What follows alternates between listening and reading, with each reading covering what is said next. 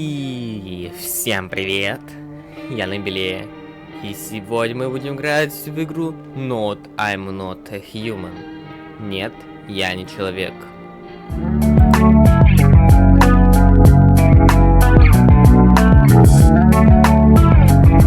Новая игра.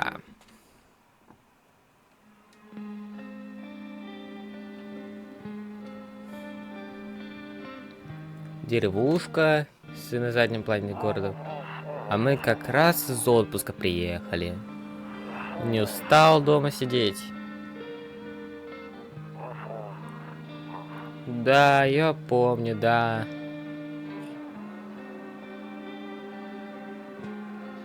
Кто это?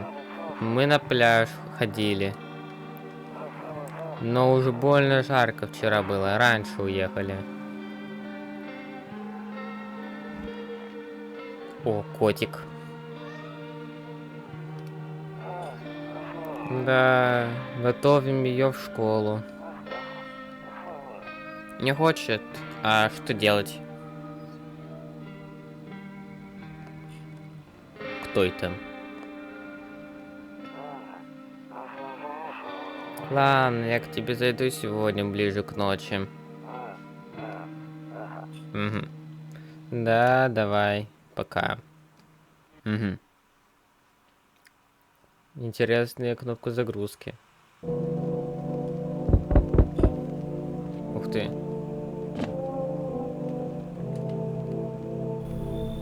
Привет, сосед, давно не виделись. Как жизнь? Все по-старому. Слушай, я почему зашел-то? Немного беспокоюсь за тебя. Намечается что-то нехорошее. Мне звонила двоюродная сестра. По их новостям говорят, что с Солнцем происходит что-то странное. И про людей, лезущих из земли, их почему-то называют гостями. Жуть какая-то. Надеюсь, все это неправда. А что Солнце? Оно то ли взрывается, то ли вспышки на нем. Известно одно, с ним что-то не так. Ты ведь заметил, что это лето самое жаркое? Похоже, нам надо готовиться к худшему. Сестра сказала, что оставаться дома одному опасно. Поэтому я пришел, чтобы тебя точно не угробили. А как же твоя жена и дочь? Не переживай, ко мне как раз на днях приехал хороший друг. Он присмотрит за моей семьей одну ночь. Ладно, давай тогда с утра продолжим разговор. Я буду ждать тебя на кухне. Увидимся утром. Угу. Больше никто не придет.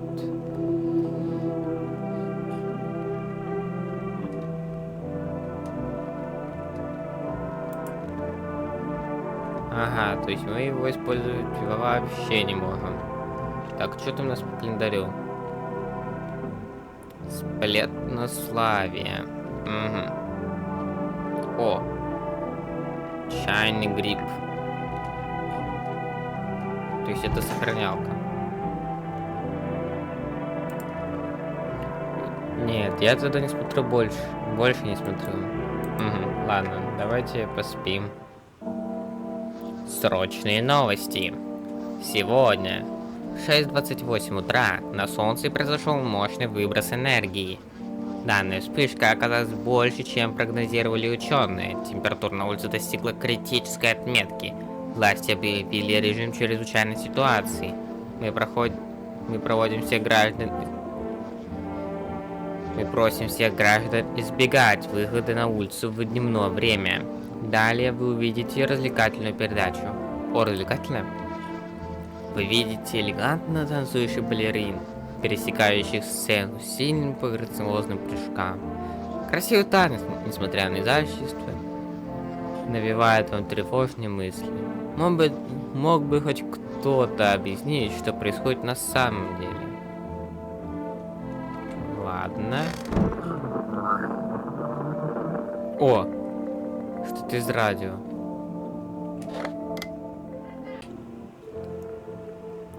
Так. Угу. Это нам инструкция, как работает с радио. Окей.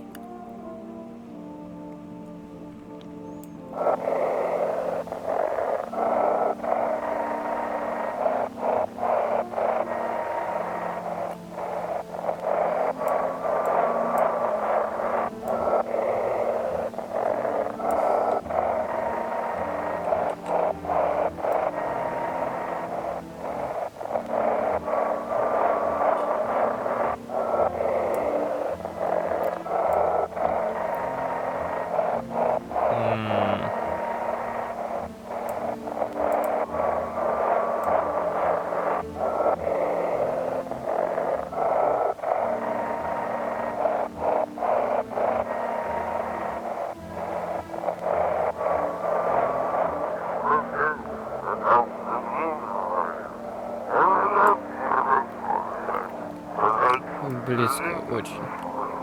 Вопиюще.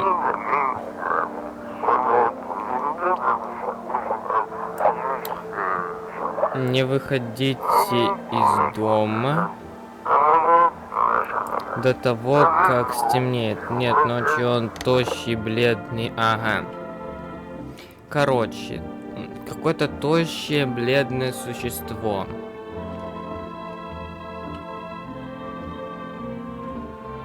Так, это кладовка. Кабинет. Кухня. Вот наш чё с кухней. Проклятие, все-таки это правда. Ладно, тогда все, что я говорил, имеет смысл. Не выходи на улицу днем. Тебе придется пускать к себе других людей.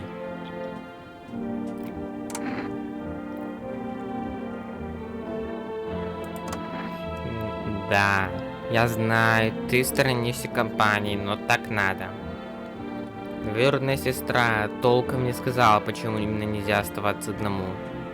Но вот я напомню, что если кто-то будет спрашивать, один ли ты, отрицай, говори, что в доме кто-то есть.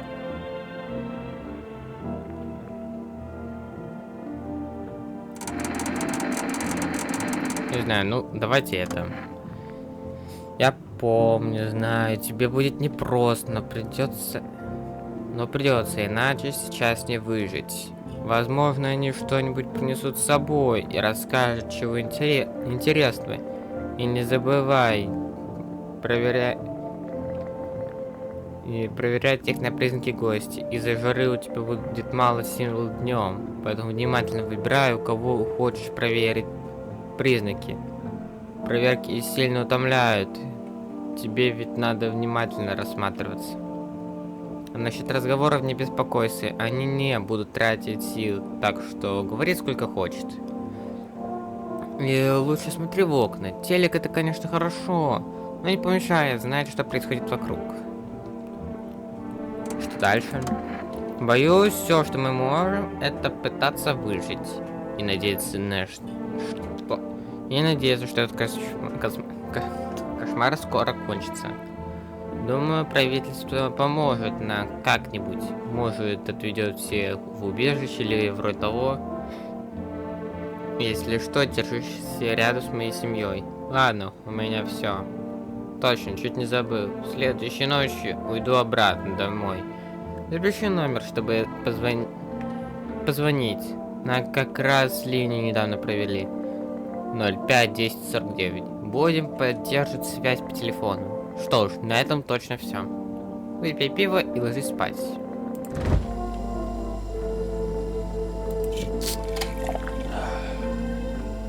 Угу.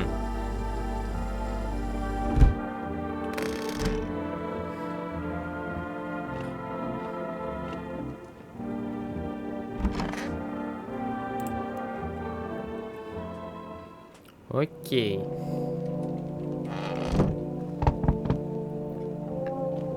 Кстати, что у нас там?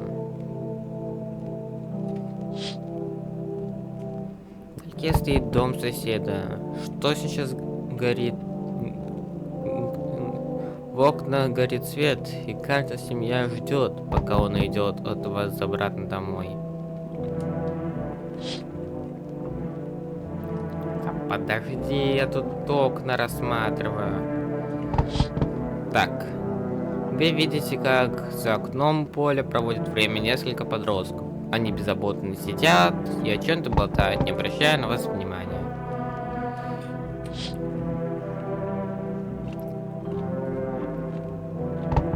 Ладно, это последнее окно? Ну ладно. На улице гробовая тишина. Никого нет. Даже пьяницы решили не появляться на улице. Они кого-то боятся? Да блин, кто это? Привет. Мой папа вас, вы позовете его? Днем было не страшно, но сейчас страшно. Много людей выходило ночью гулять.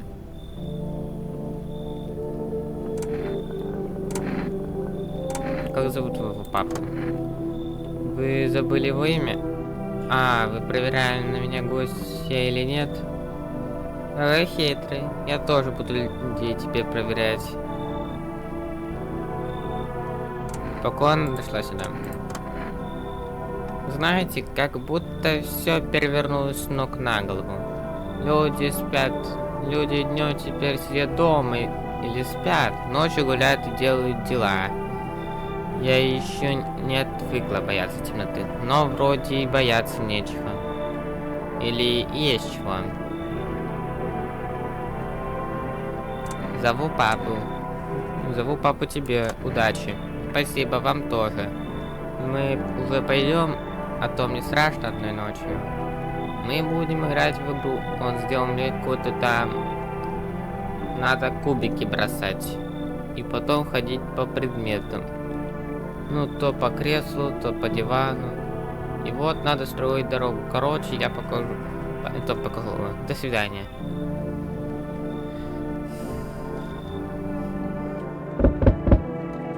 Кого там уже принесло? Вам можно? Я укрывался в пабе, но меня просто выгнали. За что? Не каждый выдерживает мой темперамент. Но не обижай никого. Не подумайте, просто тошно иногда, сам понимаешь. Что думаешь, впустишь? Думаешь, я из этих чудовищ? Нет, не гость. Но спрашивать каждого лица об этом бред. Впрочем, теперь по-другому не будет.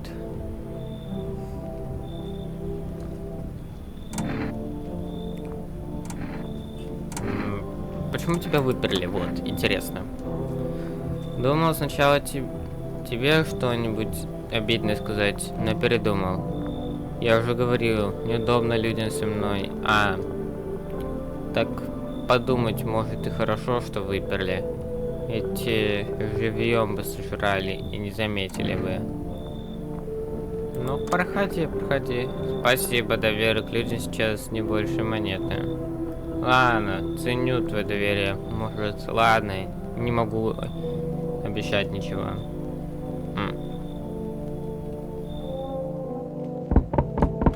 Кто там? Здравствуйте. Тебя как-то неестественно. Извините, что так поздно. Днем как-то жарко, по телевизору говорили, что лучше не выходи при солнце. Не идется ли у вас местечко для меня?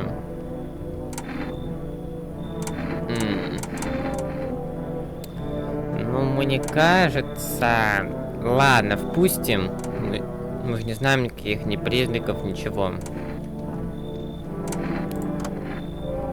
Я не то чтобы хотел приходить. Да, асфальт уже поплавился под ногами. Но пока не так уж и плохо. Вы будете смеяться? У меня в доме поселились гости. Ах, представьте, не меня... Стоп! Чё-то... А как гости могут выпереть владельца? Не верю. Я тебе не верю. Ты какой-то подозрительный. Вот хожу теперь, ищу, где бы спрятаться от солнца.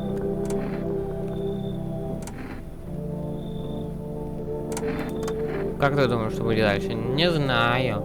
Выживу ли я, кто поможет, долго ли я буду искать помощь. Я не знаю, что вообще будет дальше. Даже не могу предложить. А тебе разве не страшно от этого? Мне очень. Ладно. Спасибо. Господи, я проживу еще какое-то время.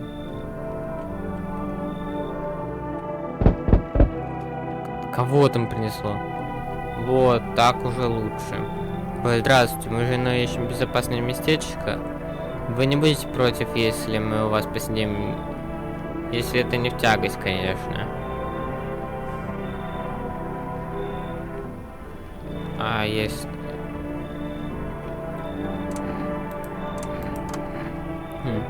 Честно говоря, ваш дом больше остальных похож на убежище. Не знаю, не могу это объяснить, а. Большой дом на отшибе, соседей на расстоянии. Шансы, что придет какой-нибудь уродец, малы.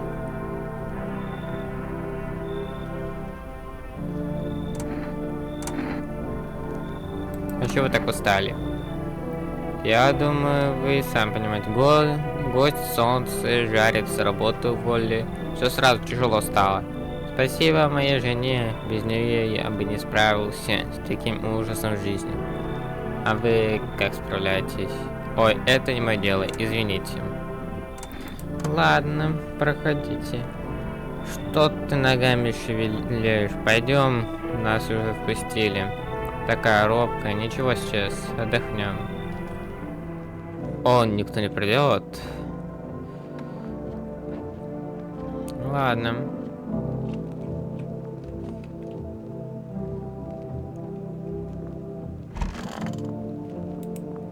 Так. Добрый день. В эфире новости. Активность солнца не снижается, а уровень преступности незначительно вырастил. По последним данным, число убийств за последнюю ночь превысило среднесуточные показатели. Эксперты полагают, что это связано с появлением гостей и ростом тревоги в обществе. Теперь переходим к минутку. В нашу студию только что поступило срочное сообщение о контактах с гостями. Очевидцы описывают их как существ, имитирующих внешний облик и поведение человека. Просим вас избегать контактов с гостями. Из одного случая удалось выявить признак этих существ. Идеально белые зубы. Показательным случаем можно считать произошедшее с одним очевидцем. Он наткнулся на бездомного с идеально белыми зубами, который казался гостем. И на этом все. Сохраняйте спокойствие и не покидайте дома в дневное время. Далее прогноз погоды, но сперва реклама. О, что за реклама? Сейчас вы ходите за продуктами. Так, топ. А теперь будете ходить. Так, алло, я хочу заказать еду. Доставка продуктов Forest. Звоните по номеру 151161 и да приедет к вам уже следующим вечером. Forest. Вкусный отдых у вас дома. Добрый день, в эфире прогноз погоды.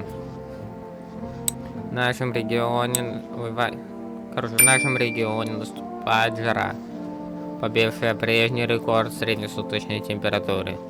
Как сообщают метеорологи, температура будет только расти. Кроме того, с повышением активности солнца днем ожидается усиление ультрафиолетового излучения. Для вашей безопасности просим воздержаться от загара. Из-за высоких температур вы можете получить солнечный удар. Точно неизвестно, как пребывание под солнцем может отразиться на здоровье человека, но во избежание ожогов в третьей степени не выходите на улицу. Солнцезащитный крем, к сожалению, тут не поможет. На этом все. Окей. Так, ага, интересно, а кто у нас поселился в гостиной? Ты, но проверять пока я тебе не хочу. А вот того чувачка я хочу проверить. Нет, я проверять не буду. Мне хочется проверить того чудика. Так, надеюсь, скоро все это закончится. Мне надо тебя проверить. Что вы хотите проверить? Зубы. А, это же по зубам. Будешь принимать решение. О, я ведь недавно исправил зубы. Хотя, если честно, не могу вспомнить, когда я была у стоматолога. Была ли я вообще у него? Господи, от страха не могу вспомнить даже, что вчера ела. Слишком идеальные зубы, и десны не кровоточат. Это же... Это что же, я подхожу под описание?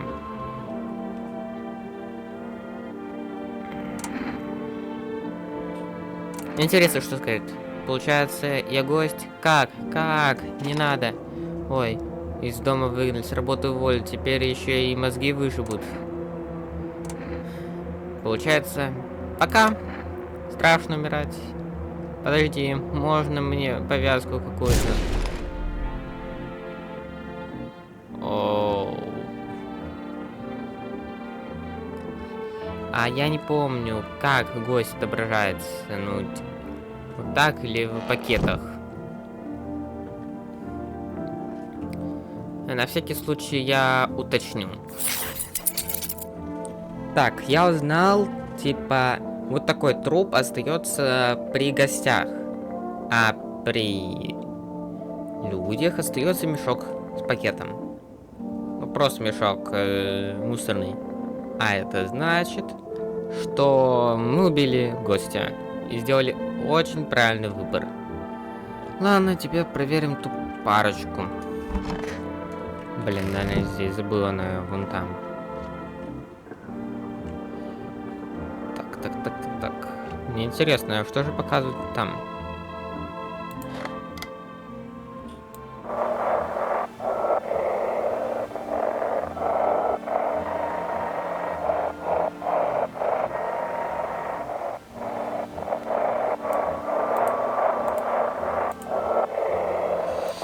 Блин.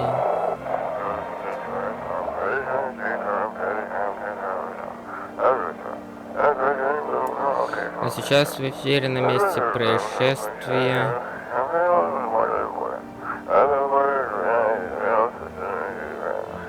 Здесь просто. Присылайте ваши фотографии. Присылайте на нашу почту. Адресу свою фотографию, знаете что же. Кто вы? Но, пожалуйста, не шлите лично, кроме глаз, зубы, ногтей, ничего другого мы не принимаем.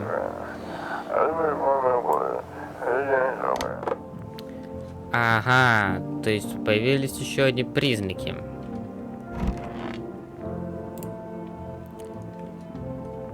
Мне надо проверить. О, да, конечно. Вы не трогайте мою другую, она очень устала. Зубы.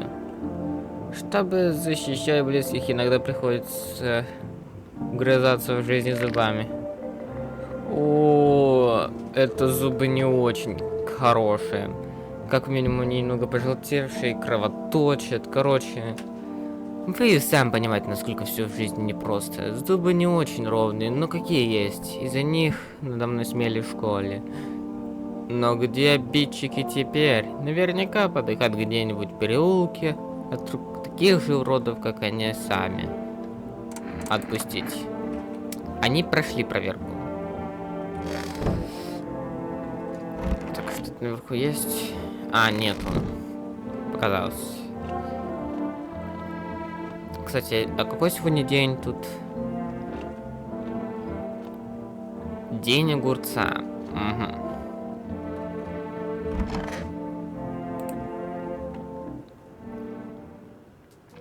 Сейчас будем принимать гостей. Кстати, можем позвонить типа и заказать доставку.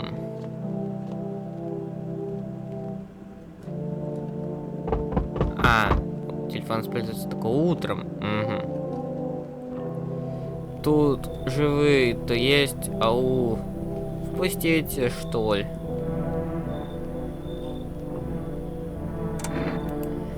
Будь чуточку поверь. Ты не обижайся, если разбудил. Сна просто не в одном глазу. Я что ж, могильщиком работаю. Вернее, работал. Никому нахер не нужно копать ямы, это бестолковое дело. Это просто рабочее место? Да какое это место, тьфу, а не работать. Никто не приводит дела, все стало и не до смерти. Не до ритуалов. Я раз спали трупы, все равно, а ночью слишком мало времени, чтобы еще мертвыми заниматься. Хранила бы нас беда, как мы ее храним. Короче, все, я не работаю нахер. Проходи. Спасибо, мужик. Ты только открывай скорее, я боюсь, что эти гости меня догонят. О, и здравствуйте. Я сразу скажу, что мне жар не страшен.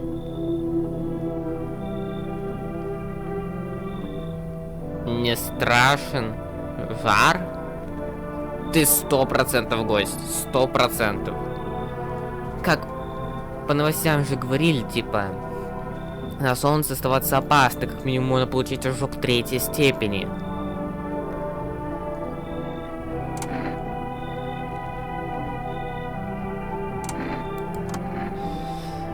Короче, ты 100% гость. Это больше не важно.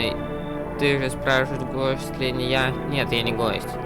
Но я кое-чем попросил побольше, пока не уверен. Тебе не страшен жар? Мне всегда холодно. Пока одни не сгорят на улице, я укрываюсь в куртке, и мне все еще холодно. Мне страшно снять одежду. Что если я получу еще больше страданий? Я не могу умереть от этого. Тебе лучше уйти, понимаю. Хорошо, пока. Я вижу у тебя на руках много следов пороха. Ты можешь выстрелить в меня.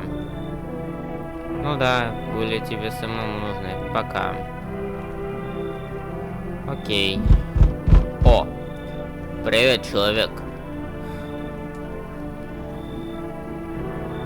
Как же нам повезло. Мы застали своими глазами наказание людских страстей. Земля очистится. Солнце сделает свою работу. И мы пойдем в новый чистый мир.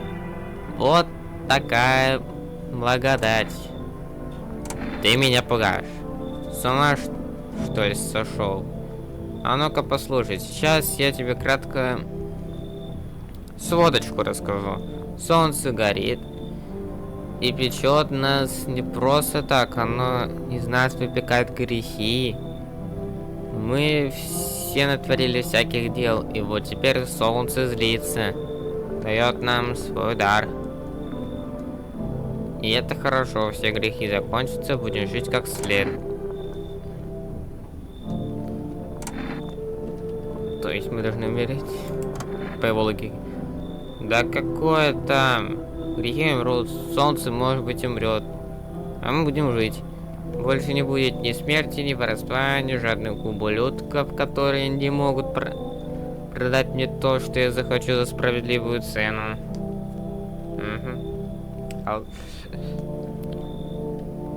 Сок. Дорого для тебя стоит. Ага. Ты понимаешь себе такое представить? Ты понимаешь, что это такое? Ты хоть и странный, но есть у меня подозрения такие, что ты все-таки нормальный человек. У тебя, кстати, косоглазие. Я тебе еще расскажу много все про это. У тебя пиво-то есть? Забыл спросить. А это что, мы должны с ним поделиться? Не хочется. Кстати, посмотрим как-то у наших соседей. Чё, у меня кнопка зависла. Полетел по инерции. За окном стоит сосед и его дочка. О, дочка и отец. Они весело играют, пытаются забыть о происходящем ужасе. Хотя бы на миг. Ну да.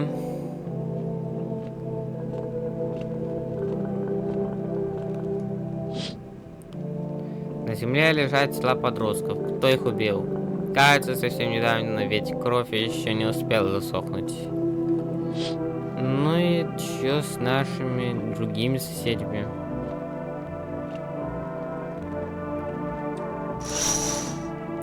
Ты еще что за крокозябля? На тропе стоит бледный, как сама смерть, человек. На его коже странные складки, кажется, такой же ему не по размеру. Отсюда не видно его глаз, но чувствуется, как он сверлит вас своим взглядом. Ощущайте страх и мольте Бога, чтобы жуткий гость обошел дом стороной. Окей. Мой дом, блин, переполнен на данном этапе. Сказал дверь. Пахнет смертью. Кого-то убили. А вот это уже плохо. Добрый день, в эфире новости. Аномальная жара продолжает усилиться, а нашествие гостей не прекращается. Для решения возникшей ситуации правительство организовало специальную службу. Комитет по чрезвычайным ситуациям, сокращенно КЧС. Ее сотрудников можно узнать по желтым костюмам химической защиты и противогазам. Несмотря на недавнее начало работы, комитет уже выявил новый признак гостя – грязь под ногтями. По данным специалистам, это признак помогает выявить гостей, которые вылезают из земли. На этом все. Сохраните спокойствие и не покидайте дом в дневное время. Далее репортаж про бледного маньяка, но сперва реклама. Вот репортаж про бледняка, это важно. Смятение, страх, горе и всему виной гости. Но в час нужды, когда слез пролиты реки, на помощь придут они, сотрудники КЧС. Отважный герой комитета по чрезвычайным ситуациям защитят вас от нашествия гостей. Уже сегодня комитет выявил 2700 опасных существ. 27 тысяч. Помните, вы можете помочь комитету, сообща о зрительном поведении окружающих. Для этого используйте приглашение на посещение КЧС.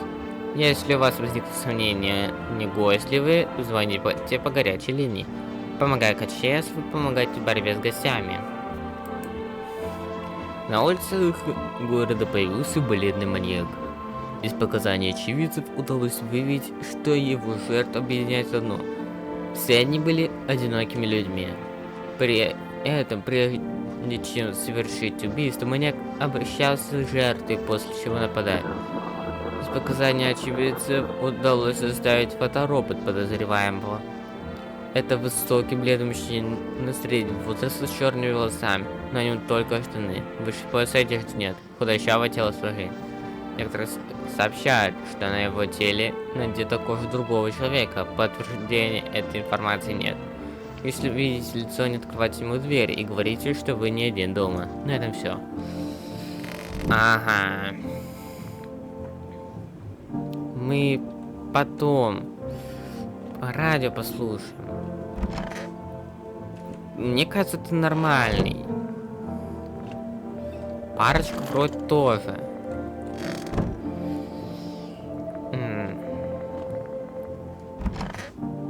Здесь пусто. Ванная. А вот и ты. Внимание. И твоим словам, человек, говори. Что ты хочешь проверить?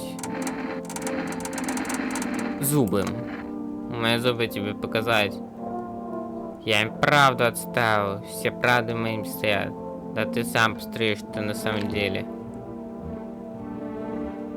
Они чистые, но не идеальные. Здесь есть дырки.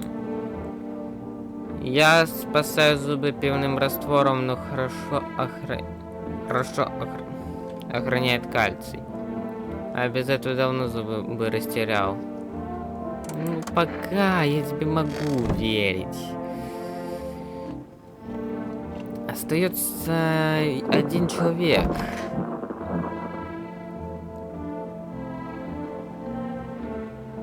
Так. Этот человек, значит, был не гостем, я был прав.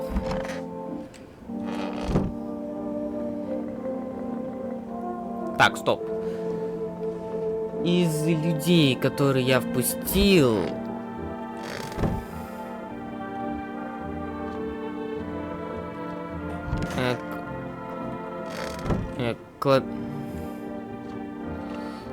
Вопрос, а где тот самый наш челик? Поскорее бы гости ушли обратно в землю. Мне надо тебя проверить. Давай зубы. О! Ты чист, а вон тот челик нет. Кстати, докажем кружечку кофе. Так, Форест. 1, 5, 1, 1, 6, 1. Угу. Здравствуйте, это компания доставки Форест. Что вы хотите заказать? Одну банку кофе. Хорошо, заказ принят. Ожидайте курьера следующей ночью. Ага. Окей. Но на данном этапе... Блин, я радио забыл послушать. Я знаю... Мне кажется, тот челик был гостем. Зависло. О, привет.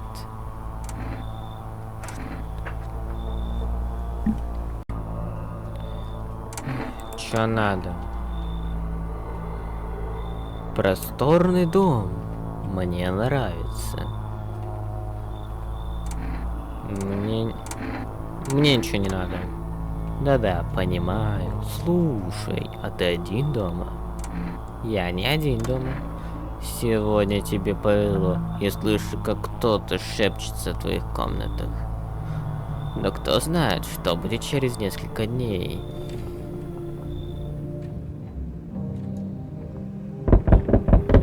О! Взять заказ. Вот ваш кофе. Хорошего дня. Ой, ночи. Извините, еще не привык.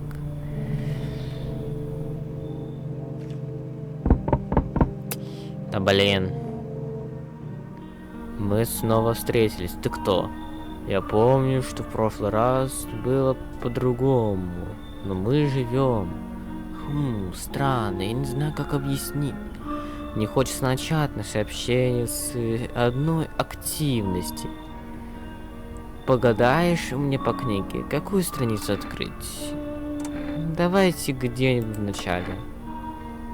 Мертвый придет и скажет, и ему не поверят.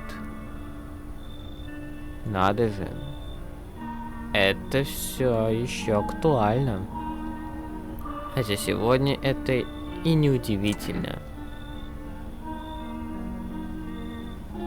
Сам-то... Нет. Что это значит? Это надо хорошо обдумать, если у тебя самого мысль на этот счет. На самом деле я пришел сказать, через некоторое время произойдут такие действия. Тебе нужно быть готовым. Я понимаю, звучит странно, но тебе надо пустить персону с котом. Точно знаю, что тебе это поможет. Пока не могу сказать как. Но выбирать тебе, конечно, что с этой информацией делать. А пока я подумаю над значением твоего выбора в гадании.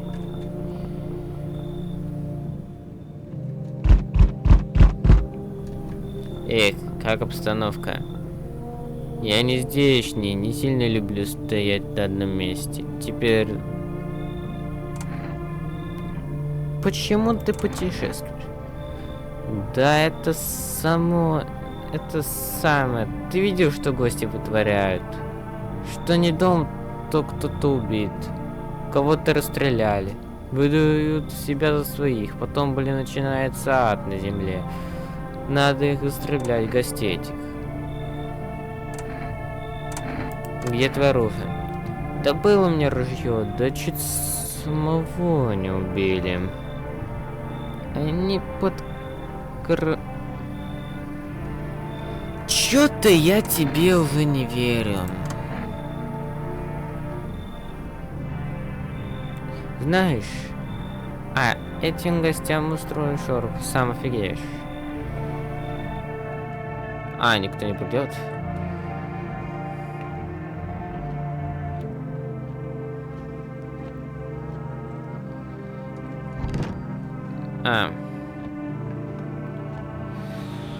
Окей.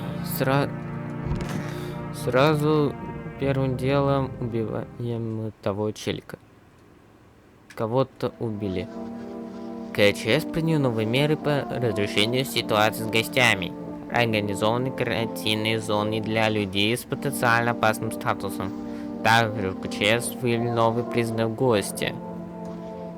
Кроваво-красные глаза. По нашим данным, КЧС выявил этот признак в результате обследования гостей. Существа получают травмы глаза, вследствие которых у них появляется воспаление, краснота и повышенная чувствительность к свету. На этом все. Сохранить спокойствие.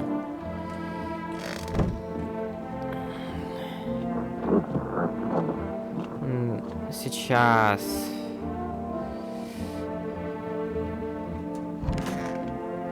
Прости, чел. Мне надо тебя проверить. Глаза. А вот у тебя глаза кроваво-красные.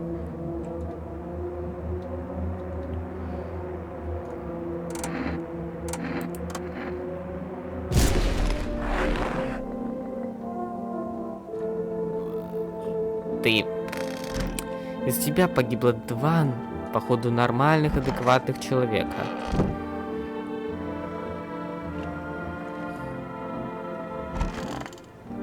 Блин, парочка погибла. О, ты еще живешь, это хорошо. А, у меня всего 1 остался. Ладно, давайте послушаем радио.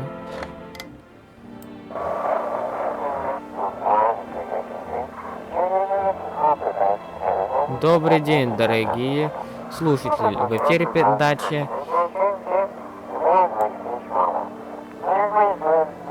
«Верить». Сегодня мы расскажем всю правду про гостей. А еще...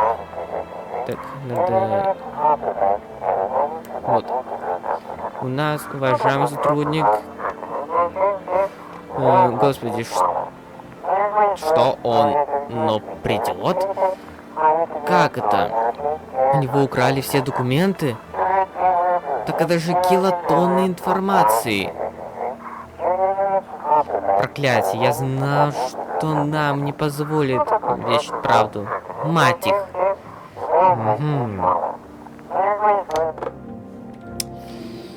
День пока выдался вроде нормально, но... Точно! Кофеечек. Блин, я на кухню хотел. Кухня мне тут. Блин. Так. Появилась 4-я полоска. Так, а теперь... Ой-ой-ой. А попробуем КЧС.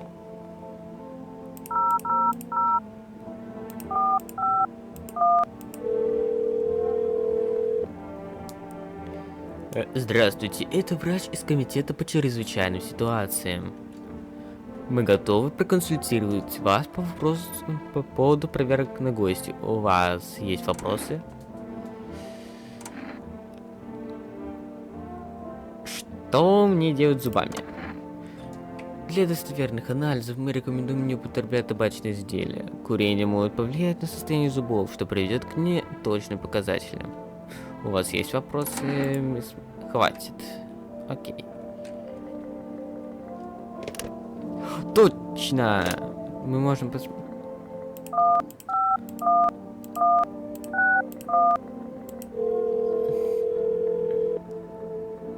Здравствуйте, это компания доставки...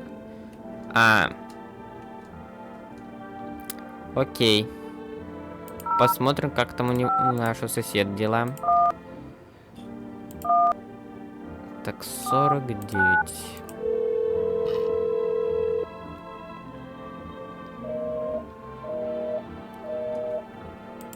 Innovate. Может быть, я ввел номер телефона неправильно. 051 049. Вызов. А, нет, я нажал off. Ну-то ладно.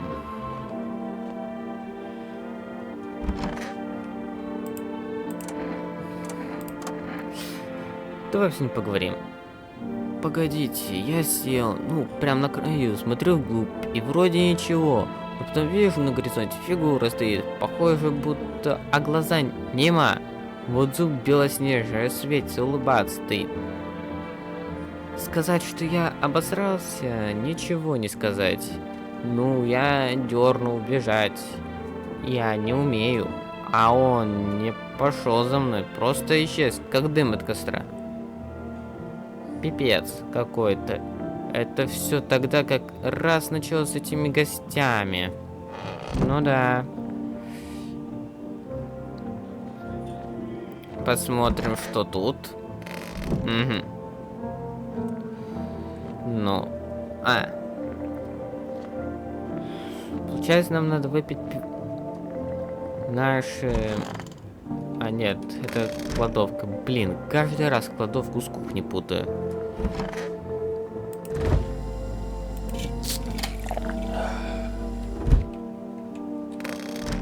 А теперь лучше... Кстати, а что у нас сегодня за день? День против конъюнктивита. Ой. Так.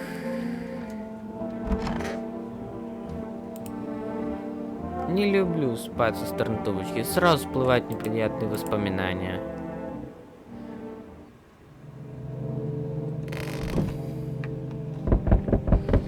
Посмотрим там как-то у наших соседей. Нет. За что? Соседский дом недавно покрасили в белое. Сгорел дотла и теперь весь черный. Похоже, пожар утих совсем недавно. Неужели кто-то поджег его намеренно? Что произошло в соседской семье? Выжил ли кто-нибудь? Да, не хочется такое. Лучше я пойду вон туда. Посмотрю. Доброй ночи. Я из бригады КЧС. Необходим в ваш район. Пошел один? Нет, конечно. Наша бригада разбилась на несколько небольших групп, чтобы охватить больше домов. Думаю, наш разговор много времени не займет.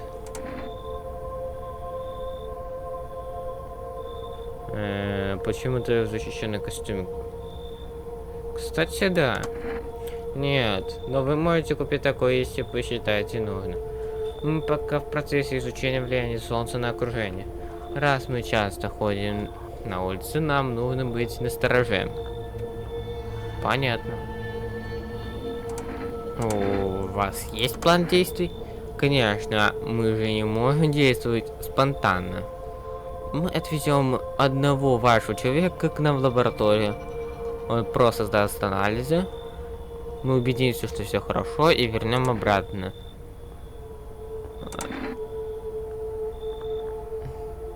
Мне просто ждать чего-то, или мне нужно собираться? Мне вот это. Да, когда у вас будет, у нас будет вся информация, мы выдадим инструкции.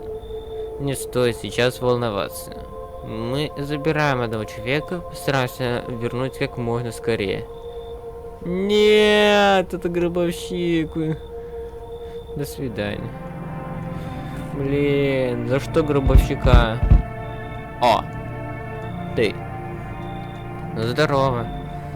Ну, чё за ночь? Чувствуешь просто волшебство?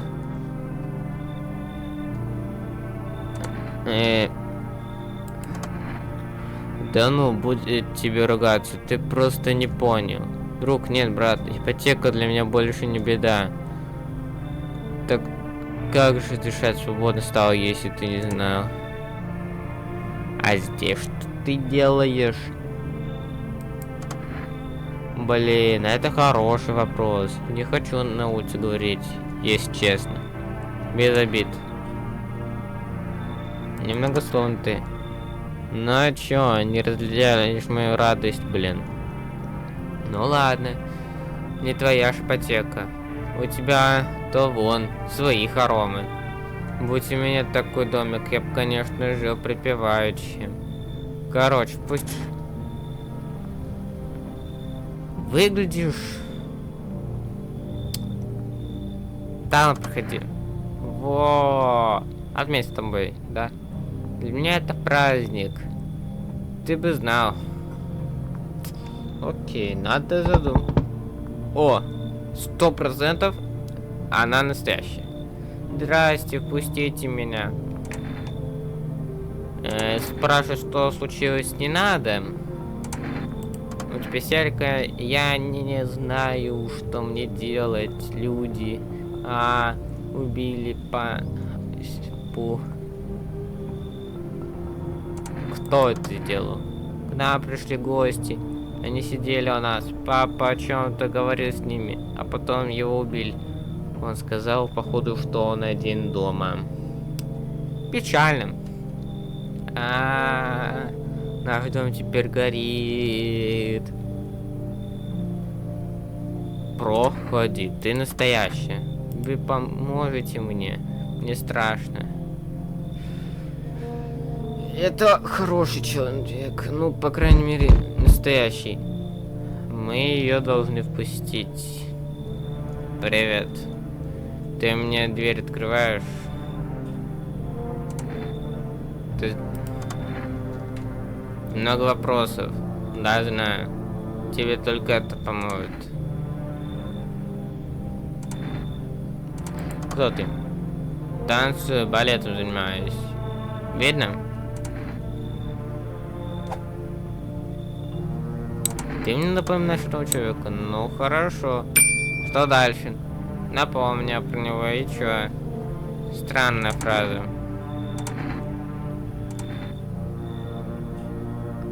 Anyway. Ну и чё?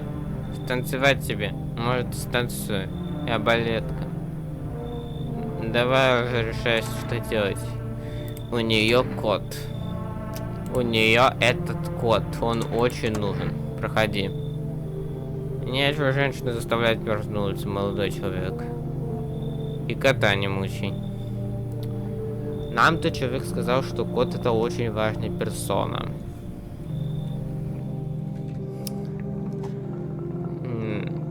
Вот он. Котик.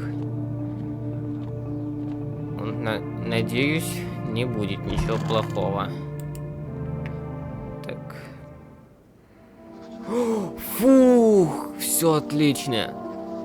Добрый день, в эфире новости. В связи с ростом числа граждан с признаками гостя, КЧС приняли новые меры. С сегодняшнего дня во всех больших городах вводится карантинный режим. Запрещено покидать города и ближайшие поселения. Просим вас удержаться от поездок за пределы нашего населенного пункта. Кроме того, КЧС озвучили новый признак – подмышки без волос.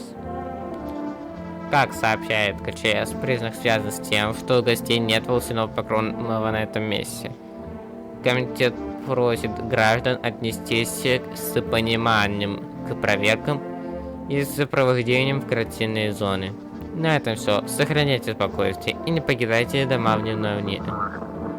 Далее репортаж о том, что делать, если вы обнаружили гостя.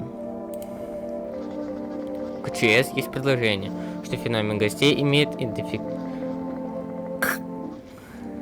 поэтому необходимо докладывать о подозрительных людях и изолировать их.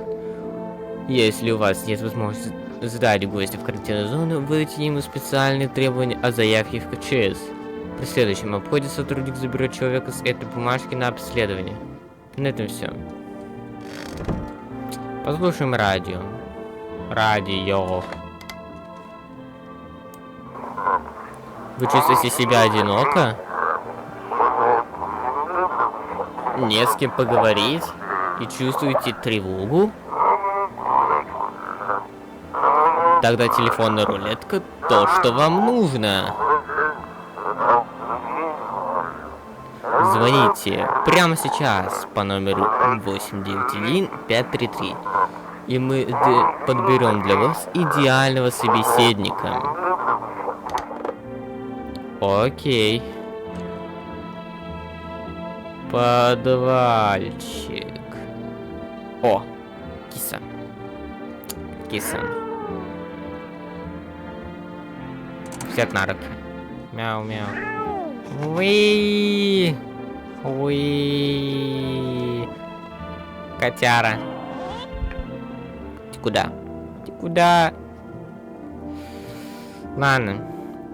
Короче, мы это четко проверим. Она, короче, странная была.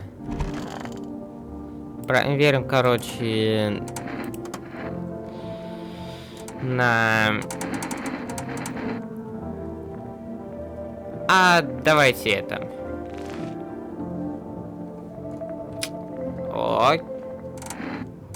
Окей.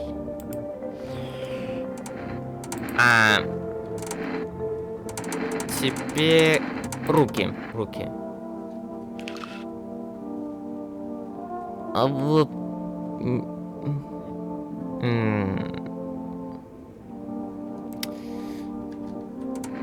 Блин.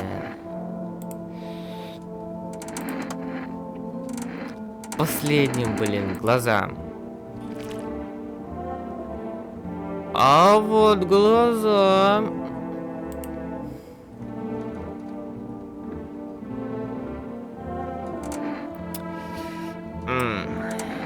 Ну, надеюсь.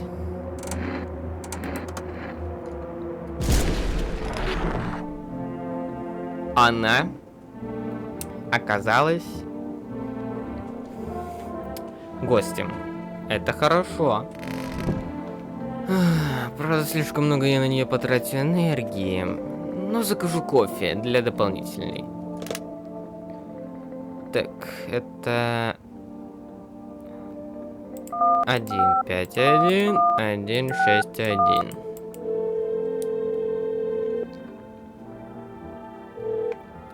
Здравствуйте, Форест. К сожалению. Блин. Ну ладно.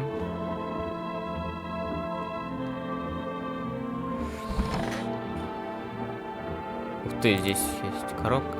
Когда меня не станет, сам реши, смотреть или нет в эту коробку. Уже 15 лет решаю. Че это как сложно решиться? На твоем бы месте я бы решился уже давно. Кстати, а что сегодня за день? День защиты детей. Окей. Ух ты. А как безобразно могли быть сейчас беззаботно зажить? Да. Нет. Хотя... покажи руки. Вот проверять руки — это самое бессмысленное.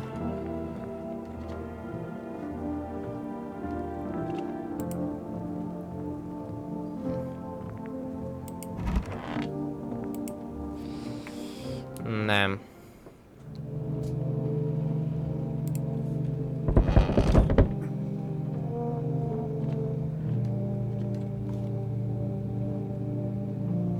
Я, кстати, могу в подвал войти.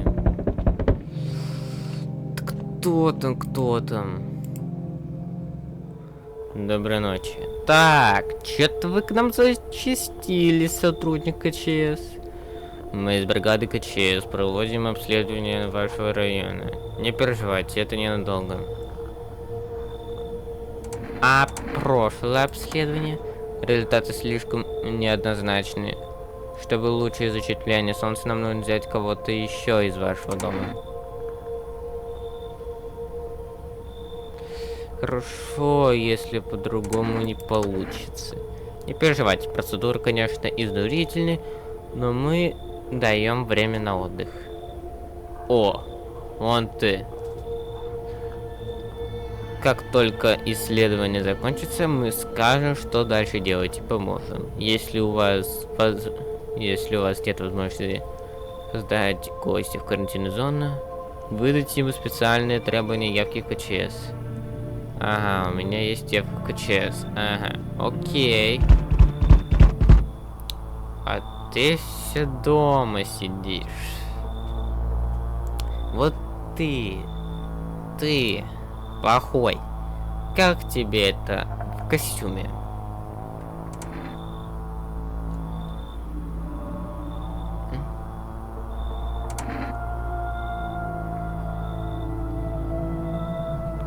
Как тебе этот в костюме? Делай свою работу. Времена сейчас непростые. То одного, то другое, да? Может, хоть эти наведут порядок?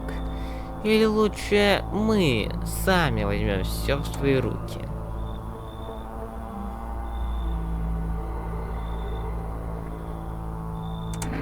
Я ничего не буду. Это как раз известно. А что ты делаешь против стихийных бедствий? Против беды из космоса? Против смерти? Слушай, ты один дома? Не один. Все пытаешься наладить жизнь. Зачем? Мир правят собаки, и здесь останутся только собаки.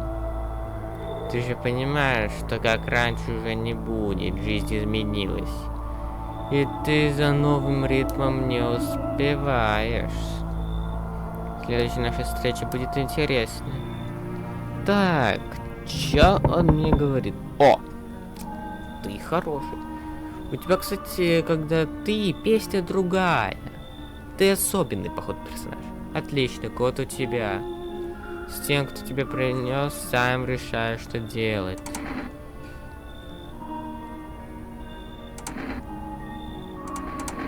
Откуда ты знаешь? Я могу видеть дальше, чем кто-либо. Мне дали такую возможность.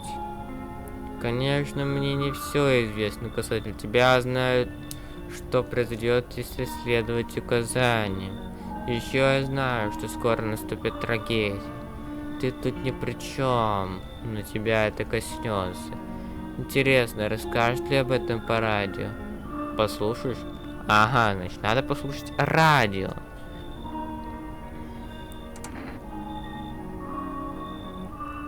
А что случится? Я не могу сказать. И так уже прозвучало больше, чем стоило бы тебе знать. Можешь воспринимать мои слова как просьбу, но будет хорошо, если ты не будешь никого проверять 2 дня подряд. Когда пришел впервые сюда, я почувствовал что-то странное. Сейчас это ощущение меньше.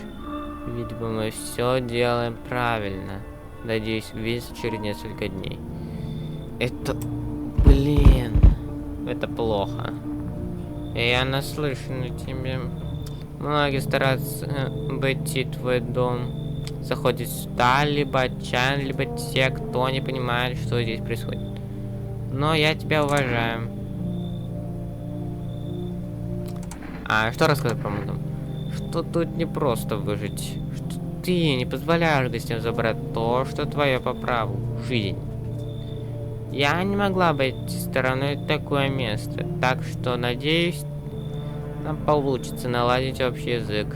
Надо выжить любой ценой.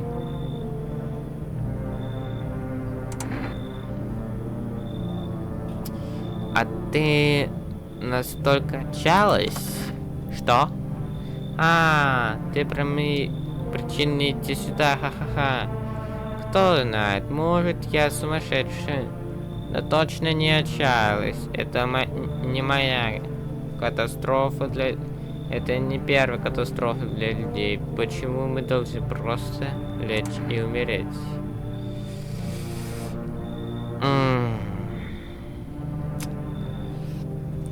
Если мне нельзя проверять 2 дня подряд, и надо прослушать обязательно радио. Я это сделаю, но блин. Я не могу проверять 2 дня подряд. Проходи. Отлично, спасибо. Знаю, для меня честь, когда здесь момент. Я буду рада обмениться пару слов. Хоть бы никто не пришел. О, привет, тут кто-то есть? Хорошо. Я уже сказал энергию, но даже энергетика уже не помогает. Отдохнуть бы. Ты куда так кузаря идешь? У меня нет для тебя цели. А ты куда идешь? Да подальше, чтоб на месте не стоять. Там катастрофа надвигается. Интересно посмотреть, как в разных местах на нее реагируют. И буду идти, пока не жарюсь или пока гость не сожрут.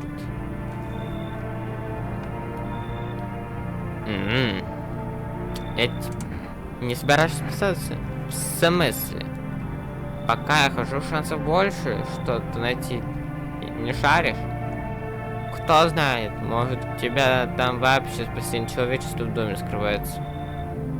А останься я в своей квартире, не узнал бы об этом. И сдох бы один. Нахер мне оно надо? И что дальше делать будешь? Идти. Буду шагать, пока что-нибудь интересное не найду. Вот у тебя, мне кажется, интересно. Будешь? Лучше, чем меньше людей. Балдишь. Расскажешь, когда у тебя интересно. Я тоже вкину чувак. Ой, бы больше никто не пришел, пожалуйста. Ура! Никто не придет. Котик миленький. Подвал.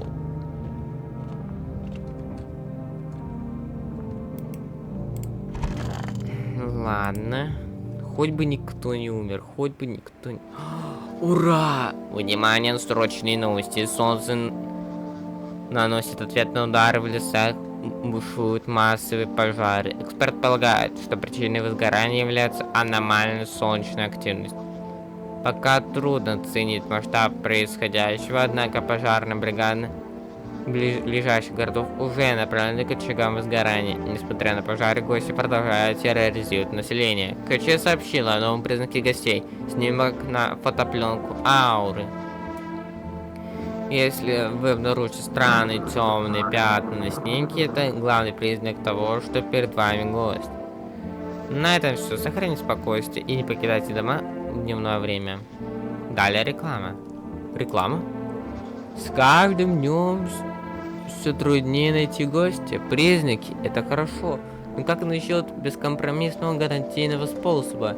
Феноменальная новинка. Специальная фотопленка. Благодаря ей вы можете отличить человека от злобного гостя. Фотографируя на нашу пленку, вы получаете изображение энергии души. Если в ней есть темные пятна, это знак гость. Далее реклама. Жара на улице не помех, когда в руках есть энергешка, освежающая энергетику, утоляющая жажду быстрее и эффективнее воды. Теперь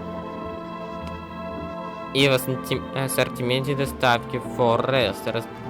Закажи еду по номеру 151161.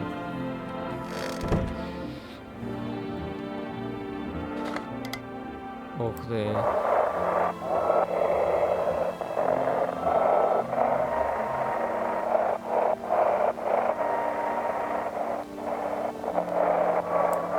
Не на этой.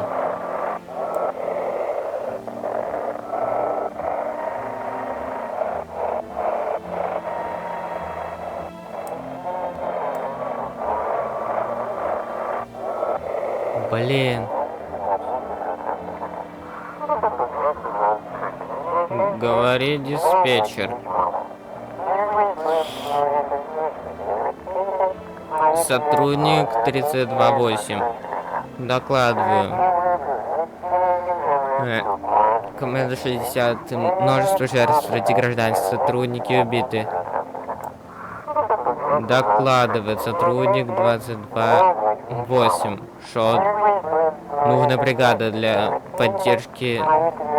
Принято. Инспектирую код 904. Город взят в оцепление. Новостей обстоятельств. Ожидайте подкрепления.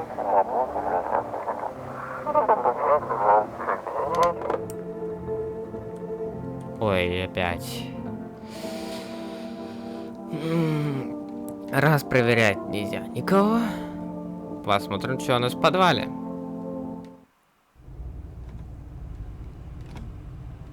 В подвале нифига.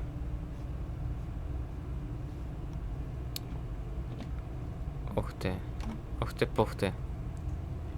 Кстати, а вроде говорили, типа, гости выползают из земли.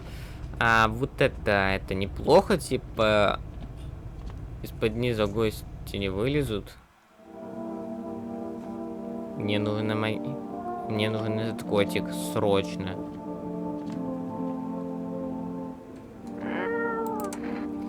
Погладить. Решайте погладить кота. Похоже, ему очень нравится. А он не такой вредный, как вам сперва показалось. Видимо, начинаю потихоньку привыкать к вам.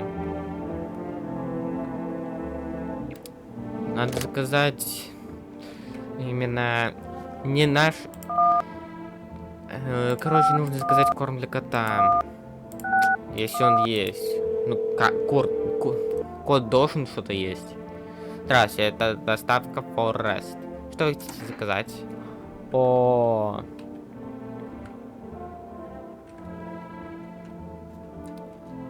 2 кошачьи консервы, пожалуйста. Хороший заказ принят. Ожидайте курьера следующей ночью. О, кстати, а что это за телефонная трубка? Интересно.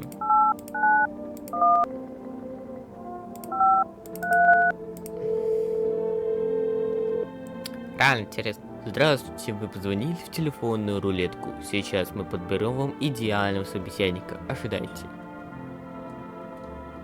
Алло, здравствуйте. Здравствуйте. Мне надо кому-то выговорить. Столько всего произошло за последнее время.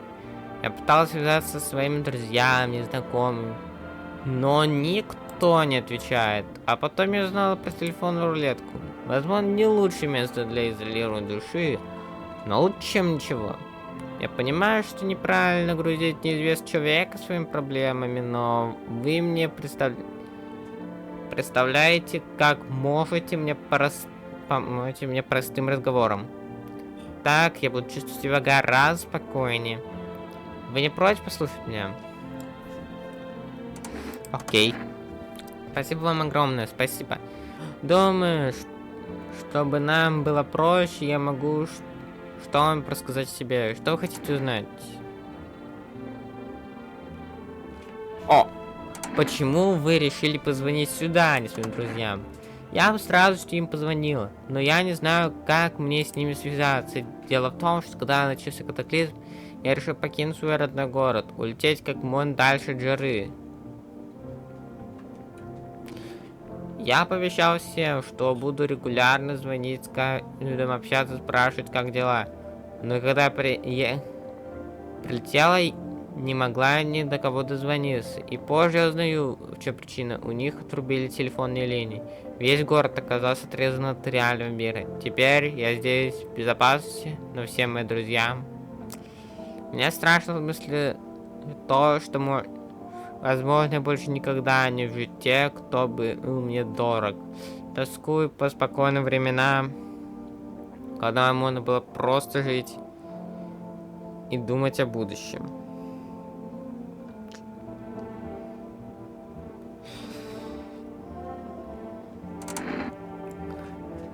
Почему вы отправились одна?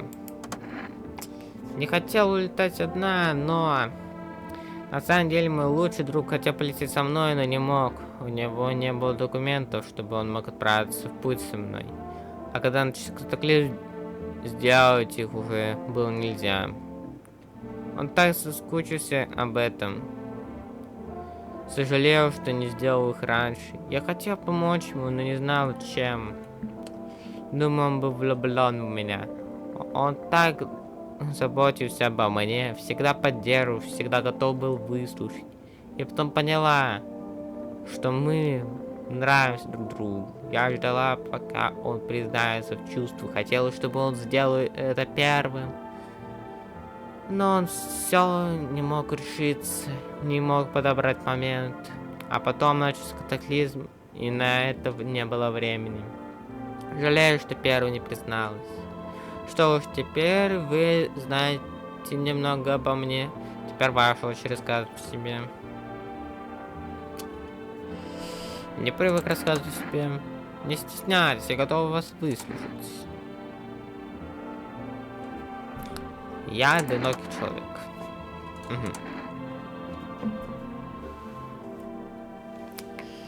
Да.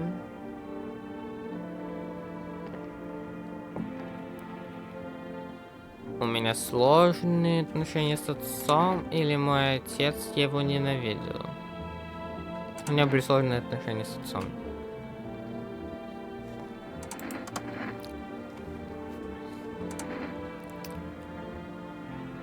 И однажды я перестал быть для него сыном. Угу. Мы немного узнали.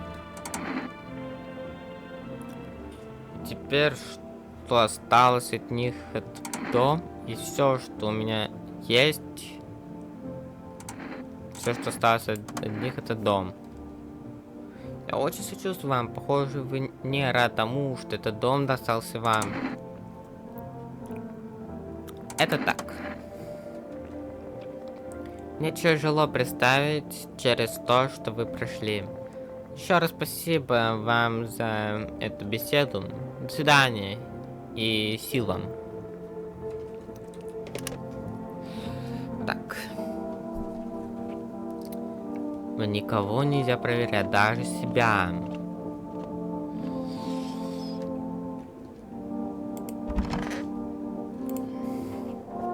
А, точно. Нашли полон энергии, сил. А, у нас же есть пивасик. Да блин, я опять кладовку с кухни перепутал. Ее проверять нет никакого смысла. Вероятностью 100% я знаю, что она человек. Это даже не обсуждается.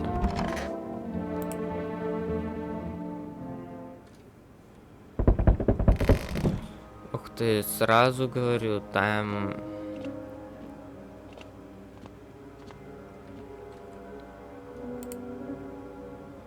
Здравствуйте, это доставка The Forest. Как ты стал курьером?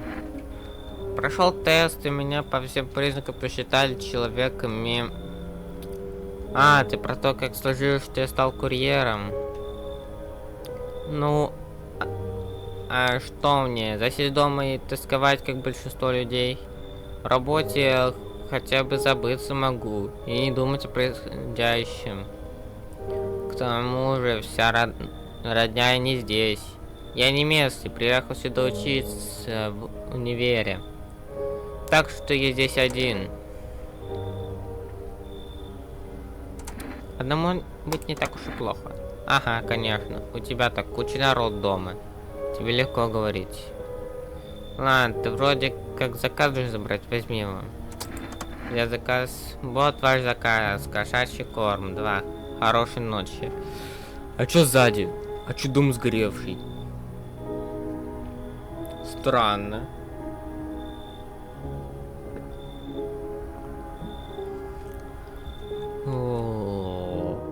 А, сегодня никто не придет.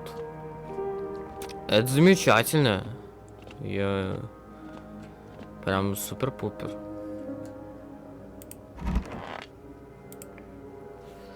Реально супер-пупер.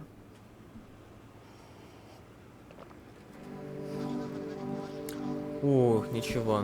Внимание, срочные новости. Из соседнего города поступает сообщение о беспорядках на улице. Из-за невыясненных обстоятельств город находится в оцепенении КЧС. Просим вас оставаться в своих домах. Позднее КЧС выступит с новыми указаниями. Сотрудничая с комитетом, вы помогаете борьбе с гостями. На этом все. Оставьте на местах, оставайтесь на местах и ждите дальнейших указаний. Даже репортаж о том, кто такие гости. Если честно, мне не интересно. Но кто такие гости, а вот радио послушать. Радио послушать не хочется. Хочется реально.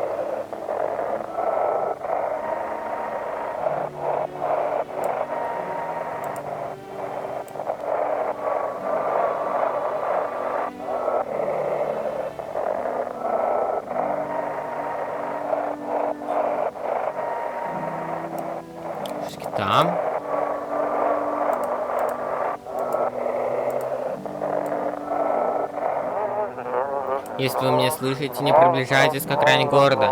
Сотрудники ГЧС стреляют по всем, кто пытается выбраться отсюда. Ух ты! Я не знаю, что происходит. Я просто хочу уйти отсюда.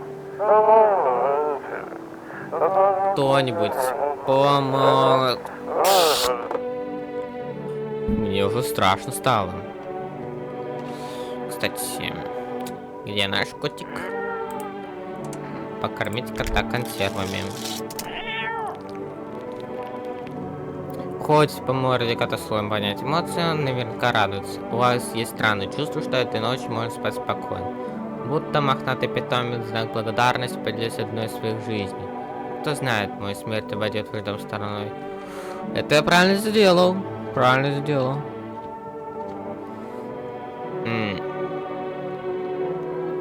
Сегодня тоже можно не проверять. Тем более 3 энергии осталось.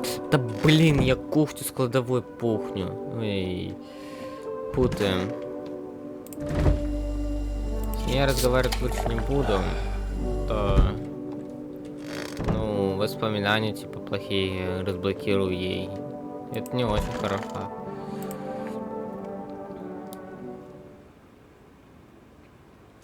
А вот сейчас будет интересно. Интересно, что с этим домом? Рядом с развалинами соседского дома стоит группа выселенных людей. Они шокированы, что их кто-то обсуждает. Скорее всего, они хотят укрыться в сгоревшем доме соседа. Но осталось ли в мире хоть одно место, где бы тебя никто не найдет? Не начинает. Без вреда. По тропе стоит вооруженный автоматом мужчина. Он выглядит совершенно безумно. Его куртка вся увешана вырванными зубами, глазами, еще чем-то еще сложно разглядеть с окна. Руку набивает ради защиты. Не ради защиты, а ради собой траве. Как бы то ни было, вы надеетесь, что не станете для него врагом. Это правда. Он может быть сумасшедшим. О, котик. Котик. Что за окно? О, на столбе висит повешенный человек с табличкой. Вы забрали у меня все. Может, его обокрали или КЧ забрали всех его родных. К сожалению, ворох мысли не дает ответа на этот вопрос. Может лишь только строить догадки. Ладно, посмотрим, что там. Здравствуйте, ох. Вы обратитесь на меня пока что. Ничего, мы пришли сюда. Вашим близким плохо. Это моя сестра, у нее депрессия. Она не может сама ходить, купаться, иногда даже вставать с кровати для ее испытаний. Но ничего, когда-то должно стать лучше, да, сестричка? Она пока не в состоянии говорить, но иногда она приходит в силы. И что будешь делать дальше? Мне нужно найти место, где сестра почувствует себя немного спокойнее, а потом срежиссируем новую жизнь. Думаете, дальше жить возможным? С вами не соглашусь, дальше должно будет стать полегче.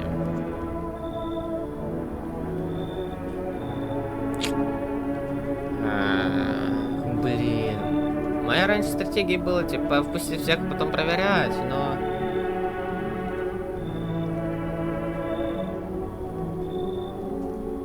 Точно, мне же, типа, кот. Никто не умрет, спасибо. Ладно. О. Привет, мужик.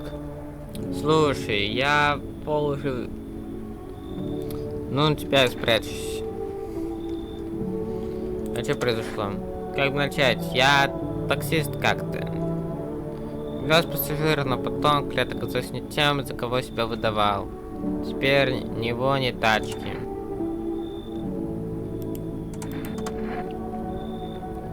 Мою тачку отобрали КЧСники.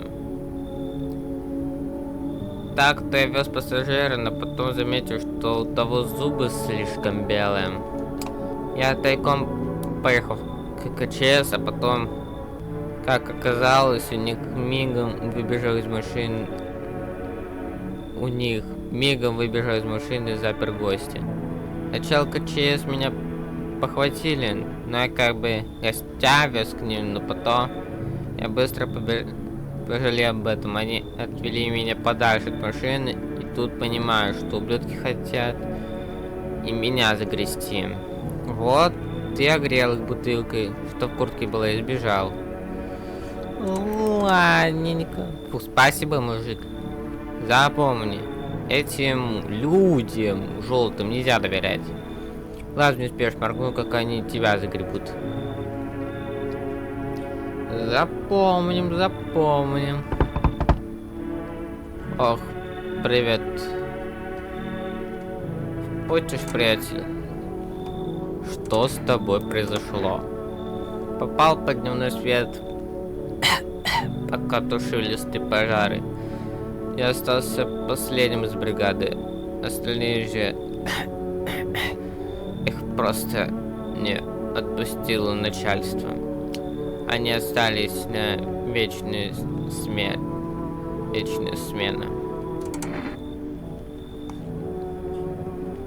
Почему ты не в больнице? Больница? Нет больше никаких больниц, приятель. С приходом гостей больницы потеряли свой смысл. Тяжело лечиться, если ты не доверяешь тому, кто тебя лечит. Никто уже не поможет. Лучше бы я остался тушить пожары и там со своими друзьями остался. Все равно недолго осталось. Мне тебя жаль, проходи. Спасибо, приятель. Думаю, я недолго задержусь тебя. Хоть не на сырой земле придется брать к друзьям. Нам перед тем, как отправиться тушить пожар, дали на работе вот такую бумажку. Хотели, чтобы мы явились в карантинную зону КЧС, только вот кто-то пойдет, и там все гибнут. Мне она все равно больше не нужна. Держи, можешь я выбросить или воспользоваться еще когда-нибудь. О, вторая явка КЧС. Интересно. Ладно. Никто больше не придет. Я надеюсь. Сейчас, если даже все выживут, это не признак того, что я в безопасности. Добрый день, в эфире новости, важное сообщение. Стали известны новые подробности событий в городе. Одна из карантинных зон подверглась атаке неизвестного вооруженного человека. Походу того, который мы видели в окне. Дополнительно неизвестно о причинах диверсии, а также имел ли стрелок сообщников. В результате происшествия на свободу вырвались люди с неизвестным статусом. Тишина – это признак смерти. Страж – опустошающая тишина. Но страшнее пустоты звон. Звон похоронных колоколов. От колоколов что-то растет в ушах. Остается только сера, грязные мысли. Где живут гости? Гости путаются в паутине мыслей. Колокола для них громче, серы больше. Далее репортаж о временной перестановке утилизации тел. То есть у нас появился новый признак сера. Угу.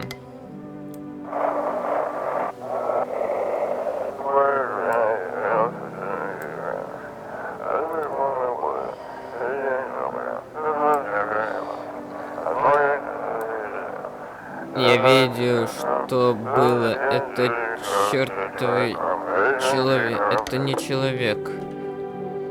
Короче, какой-то не человек. Что ты там делал? Ладно. Дам ему консерву. Это хорошо. Я просто надеюсь, что я смогу дозвониться, ну, типа, заказать что-нибудь. Хотя вряд ли, я же недавно, типа, заказал консерву. Но, надеюсь, завтра позвонить. Окей.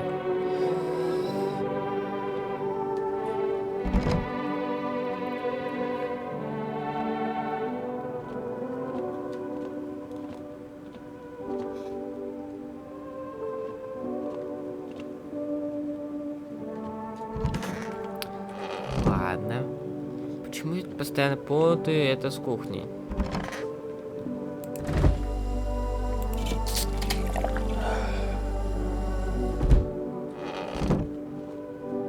Пиво, блин, походу бесконечно. Хотя вряд ли.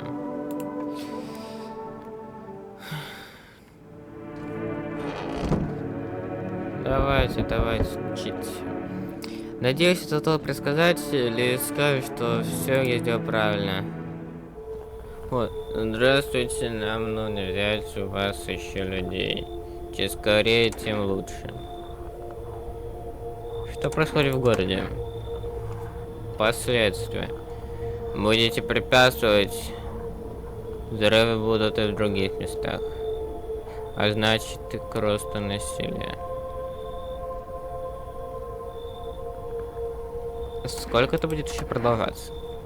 Мы еще изучаем вопрос, не лезьте. Сейчас сложно сказать, нужны новые люди для контроля ситуации. Если будете меньше пререкаться, может скоро все и кончится. И что дальше? Нам нужно забрать у вас людей. Ну сразу двое. Это ускорит нашу работу. Так будет лучше. Хорошо, если ты поможешь. Да, это поможет. Спасибо, что услышали меня. Мы сейчас заберем двух, но скоро вернем всех. Нет. Я даже...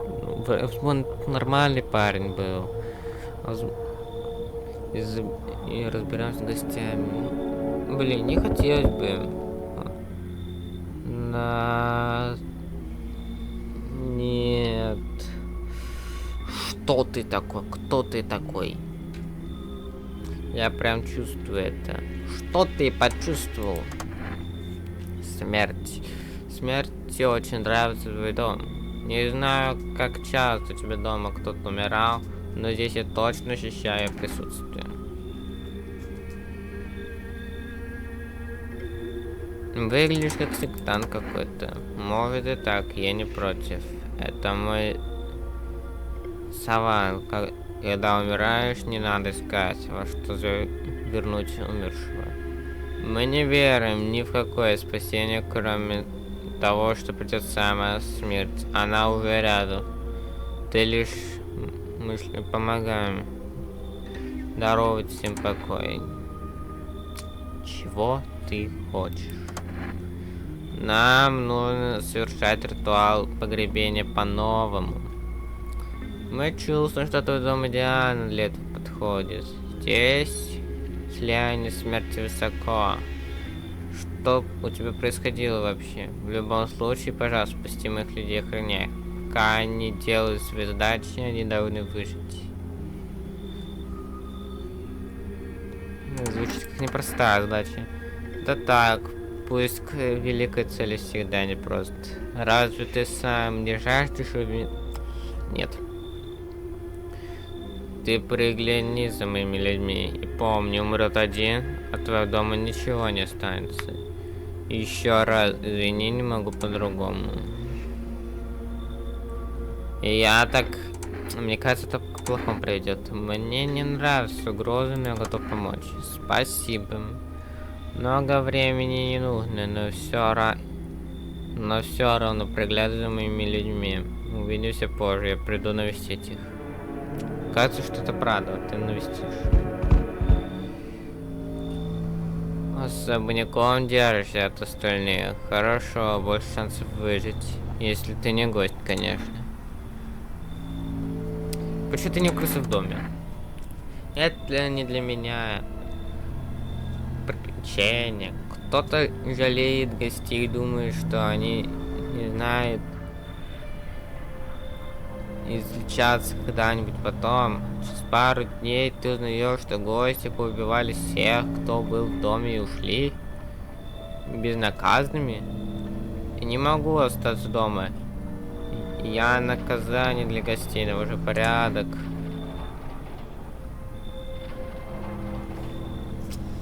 Лучше я так говорить не буду. Он слишком агрессивный с его автоматом. Чего ты себя нацепил? Отпугиватель гостей? Отпугиватель? А, ты прожарели. Эх, ну да, хорошо сказано, я запомню. Это как напоминание себе, сколько уже удалось зачистить домов, городов. Чаще всего дергаю по одному зубу у гостей, их проще всего вынимать. Если гость особенно мне понравится, беру что-нибудь еще. Ты чё пришел? Подожди. Свои вопросы ты задал, теперь я хочу поговорить. Расскажи, что у вас происходит, с кем мне надо быть осторожнее.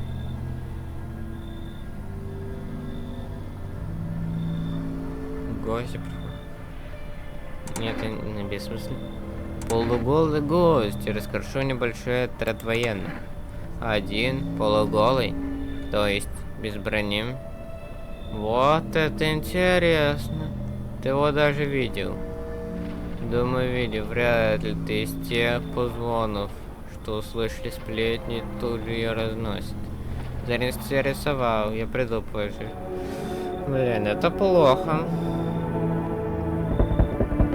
О, здравствуй, друг. Скажи, ты вооружен? А зачем тебе это знать? Мне правда интересно.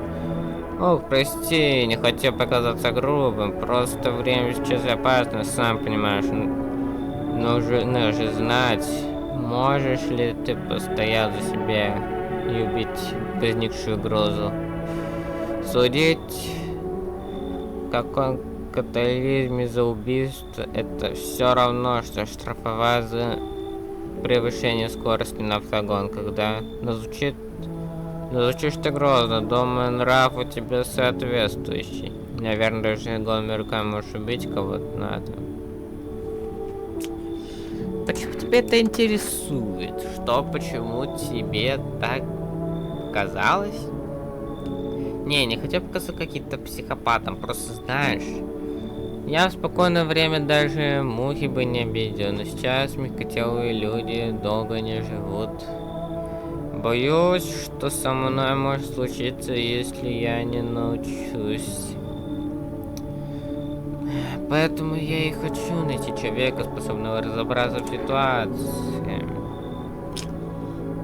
Ладно, окей.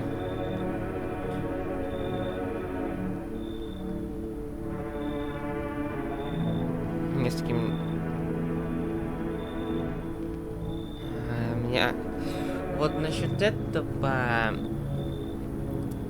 Есть проблемка маленькая. Эта проблемка заключается в том, что если я нажму на эту кнопку, есть вероятность того, что я выгоню тех самых сектантов, которых лучше не выгонять. Поэтому лучше уйди. Ох, прости, не хотела тебя ставить в такое положение. Человек, наверное, для тебя важен. Прости, что отнят твое время. Надеюсь, я научусь постоять за себя. Да, надеюсь, ты научишься. Но у меня полон дом. Получается. Все. Никто не поделает. Когда ты, наш человечек, придешь? Мне реально интересно.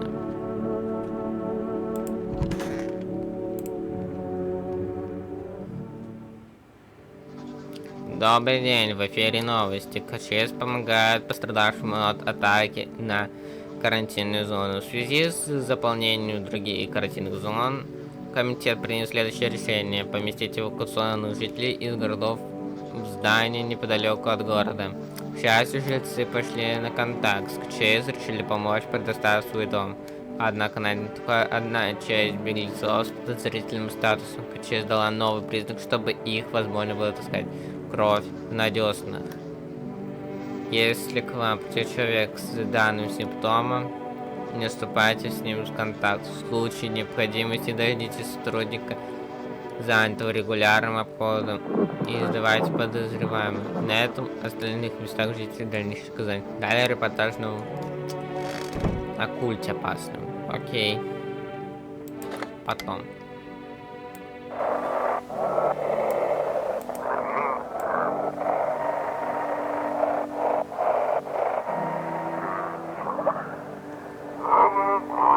Если КЧС вас вычислили же вас, находившийся в подвале сожженного дома. Это недалеко от дома отшельника. У нас есть совсем немного еды, скоро мы начнем голодать. Да, голодать. Если вы поможете поддержкой едой, это очень поможет нам. Ну, надеюсь. Но, к сожалению, у меня нет такого. Кстати, что это за опасный культ такой? Гости не только скрывают среди нас, но и влияют на умы людей. По нашей информации, в городах появляются культисты неизвестных. Они обвиняются в следующем: жертвоприношение, поклонение неизвестному богу и возможность сотрудничества с гостями. По последним данным, они выступают против действий КЧС. Раньше все ограничивалось лишь словами и призывами, но теперь они перешли к действиям. Возможно, именно этот культ несет ответственность за произошедшее в городе. Просим вас остерегаться новороверов и не вступать с ними в контакт. При подозрении в пособничестве сектантов сотрудники ЧС могут арестовать вас. На это все, оставайтесь с нами. Окей. Ладно. Ух ты, сразу несколько. Мне надо тебя проверить. Ух ты. Фото. Давай, готов. Вроде нормально.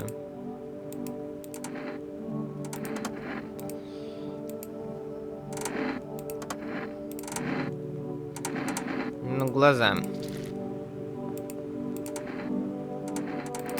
Ты чист. А вот ты.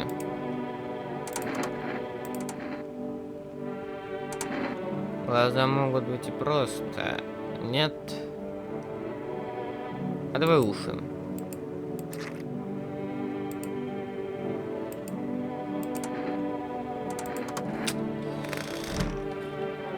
Блин, сейчас бы тот самый, как говорится, энергичекс. Кстати, в кладовке никто не селится.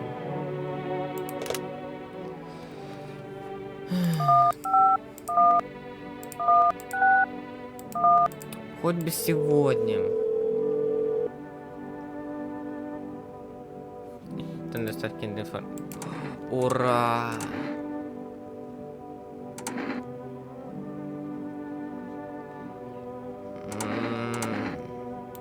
Кашать консервы, окей. Блин. На данном этапе все. Кстати, что сегодня за день? Всемирный день, спасибо. Пожалуйста.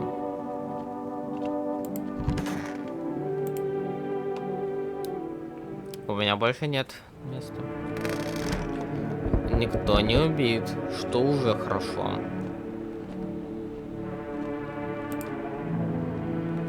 Раз это доставка.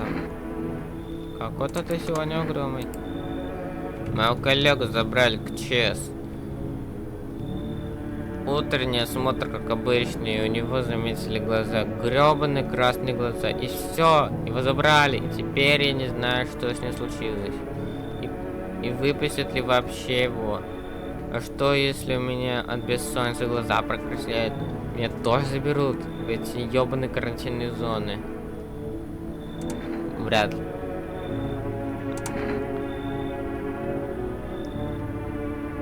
Да тут все варианты фиговые. Реально, это самые фиговые варианты.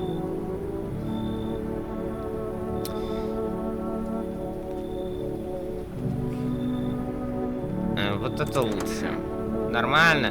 А что ты вообще остался нормально после начала катаклизма? Все эти гости, признаки и солнце. Я думаю, хуже уже не будет. Но с каждым днем все хуже. Пусть еще лобковые волосы объявляют признаком, чтобы мир совсем того. Ладно, мне надо еще ехать дальше. Бери свой заказ, я поехал. Ну давай возьму заказ. Вот твой заказ, кошачий корм, 2 штуки. Хорошей ночи. Ну, надеюсь, на этом все, никто не придет. Блин, чувствуешь? Перемены тебя преследуют. Я тоже. А вот отдельному человеку перестал умирать. Ведь у него лишь только слово, но какое? Понимаешь, о ком я? Интересно вокруг тебя творится. Мне все равно. Как-то безучастно. Как будто тебе плевать на самого себя. Давай-ка это изменим. Если тебе будет хотя бы... Не понял. Ты еще хуже. 2 моих человека, ты откроешь мне дверь. Ты можешь прийти позже? Конечно, я уже ухожу. Но сначала проверим наше новое правило. Ты один дома? Не один. Надо же. Даже моих людей не так уж много. Что говорить о вас, запертых в своих домах. Перемен еще не самое жуткое, что тебя ждет. Ты же не думаешь, что я тут главный какой-то. Есть силы повыше меня. Я только исполняю его волю. Ну, до встречи. Ох, только не ты. О, ты же здесь, на двери. Я стал чувствовать себя хуже. Так странно. Это из-за разрушений.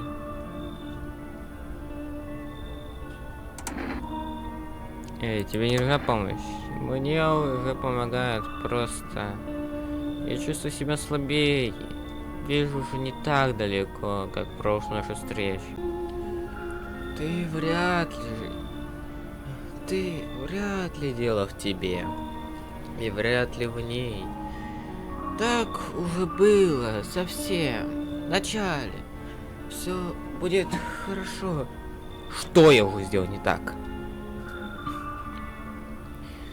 Стебли новые из пепла пробьются к небесам.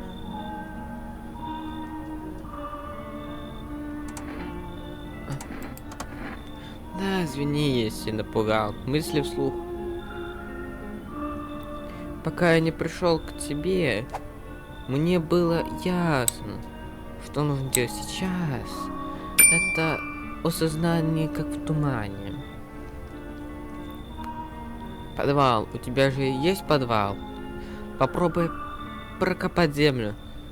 Там что-то было. Никак не могу увидеть.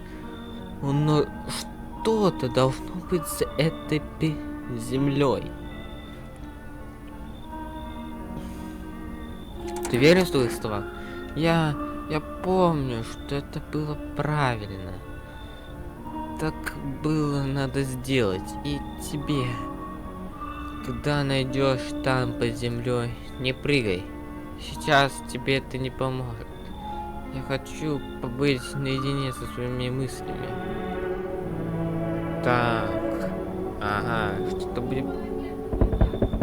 что-то будет под землей. Хей, здорово. Давно не виделись. Как жизнь? Кто это? Мы знакомы? Так. Как это? Ты что, не помнишь меня? Да мы же это... Погоди-ка, у тебя другой голос. А давно здесь сменился хозяин? Этот дом принадлежал моей семье. Да не, ну чё ты? Я не могу ошибиться. Память у меня никогда не подводит. Мой приятель точно живет, вернее, здесь жил. Слушай, я такой путь проведу. Может, пожалуйста, впусти меня к себе, а? Ну ладно, нам. Вот это дело. Погоняем мы тебе дома, а? Да. Не-не-не, мне не надо тут гонять. Привет, жилец. Настроение не к черту, я заранее прошу прощения. Так много ублюдков вокруг, надеюсь, ты не один из них.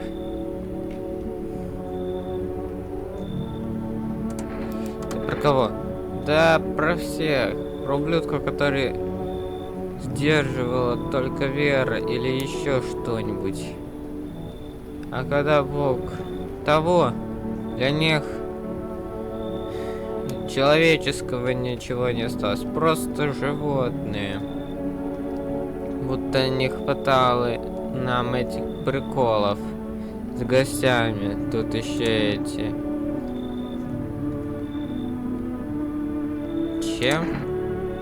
Чем-то ты чем-то отличаешься от них?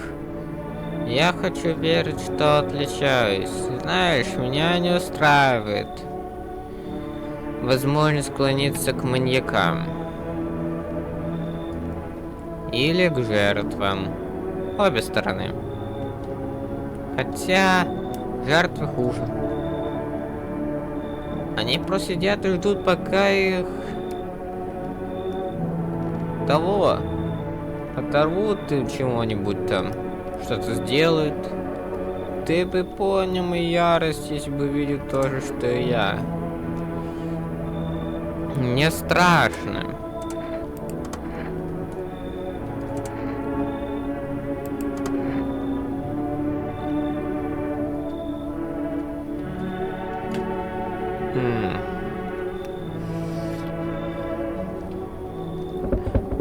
Так, здравствуйте, скажите, я могу вам доверять? Вы никак не связаны с КЧС. Доверять что? Как что? Важные сведения. Мне нужно убежище, чтобы продолжить исследование. У меня с собой очень важные ценные бумаги. Там килотонны информации, которые я хочу обнародовать. Откуда у тебя эти сведения? Что ж, раз я сам решил доверить вам, скажу. Но пообещайте, что это останется строго между нами. Я сотрудник НИИ, но со скандалом уволен из-за моей научной работы. Я утверждаю, что гости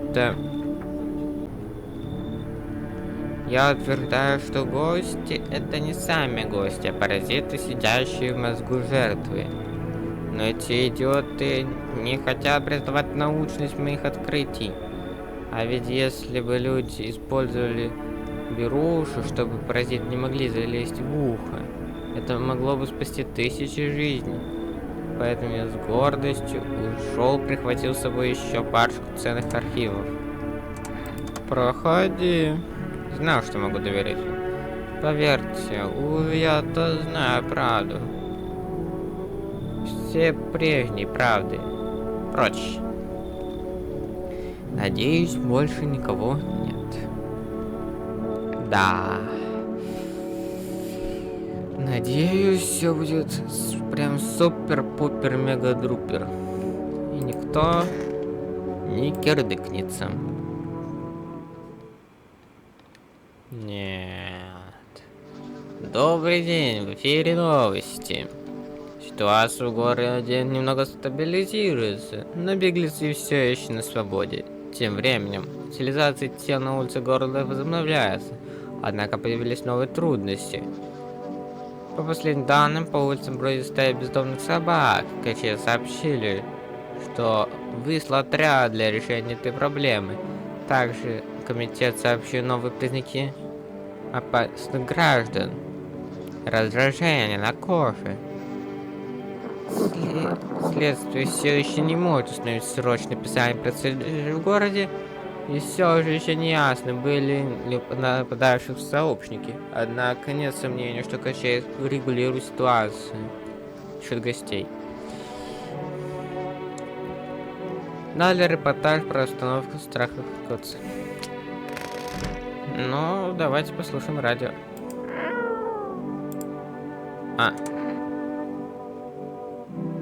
Давайте покормим консервами.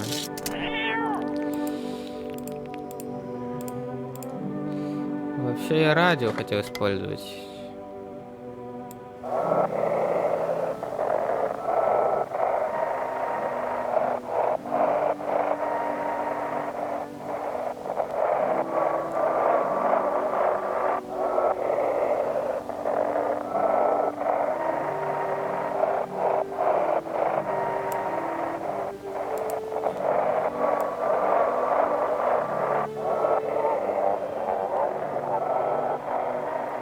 КЧС.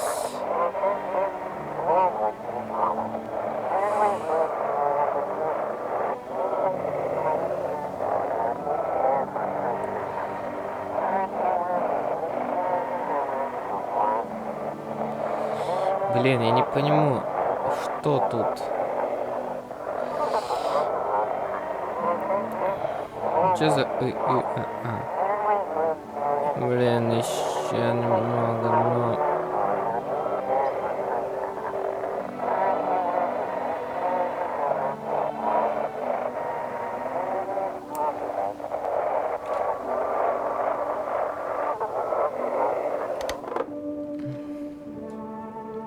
Короче, понятно.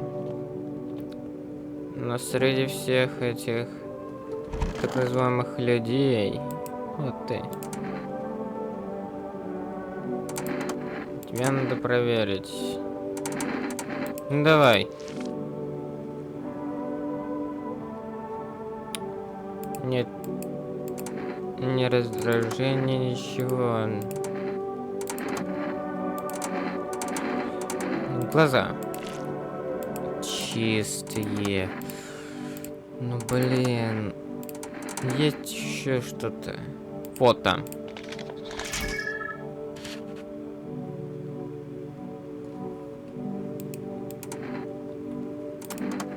Чистый, ну блин. Кто тогда не чистый? Ты. Выдать явку в КЧС.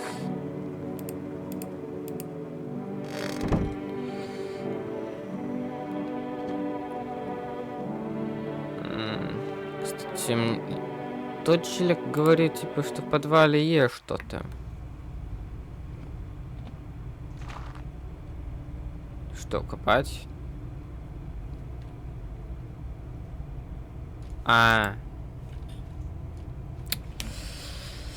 Не хватает энергии, нужно кофе.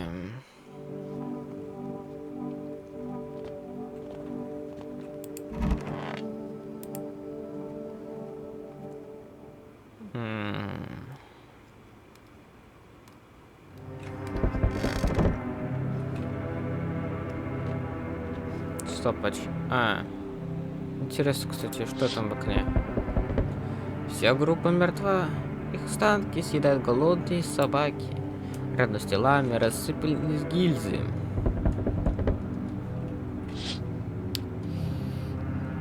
Ладно.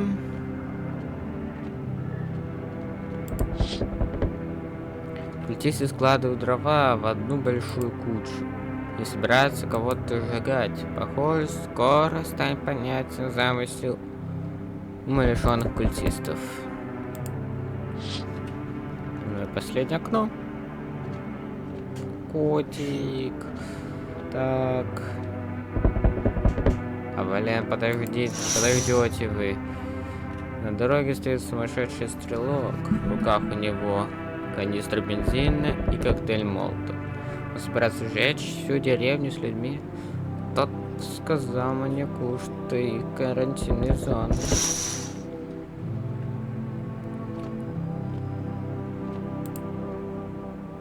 Нам нужно здесь еще людей, иначе будет катастрофа.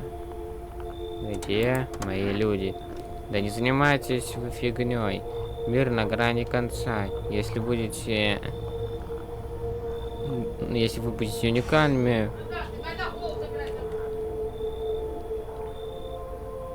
если вы будете уникальными, мы просто всех в этом доме увезем. И что нужно для спасения? Еще 2 человека?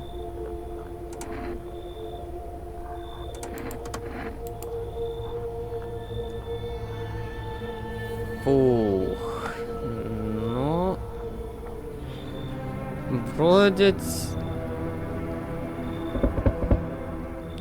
Не будут уходить вокруг, как мои люди.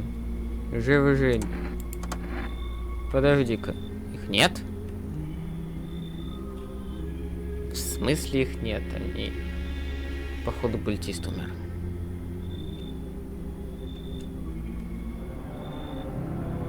А, что, все? Я вернулся. Пытаюсь найти кое-кого. Но что-то не получается. Зато прошелся по домам. Много у вас гостей. КЧС забили на этот город? Или только на район? Как ты определял гостей? Как ты, я думаю. По телеку, радио говорят о признаках. Стоит провериться хоть одному, и сразу дух вон из такого. Раз уж я у тебя снова, подскажи, а ты не знаешь такого полумужика, обычно синюю джинсовую куртку? У него еще дочь мелкая, я не знаю сколько лет. Жена, не знаю, что с ней. Его дом сожгли, больше его не видел.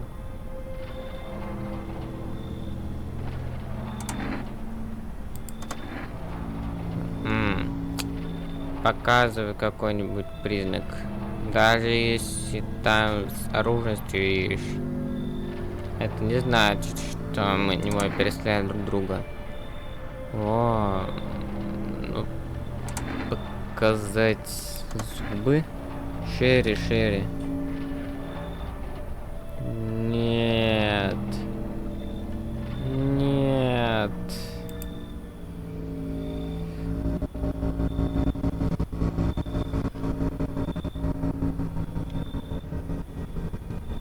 Вы слышите, как безумец агрессивно выплескивает слова за дверью.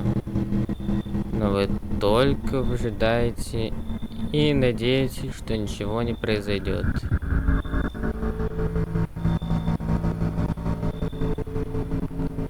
Пелена злобы на глазах человека с оружием пугает сильнее гостя.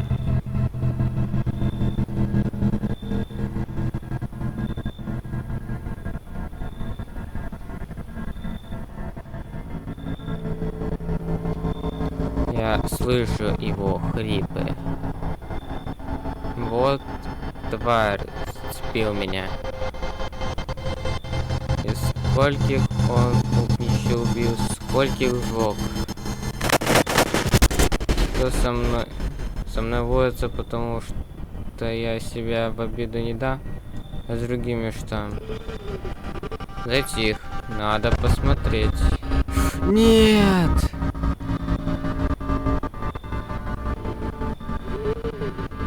Из-за таких дебилов столько смертей.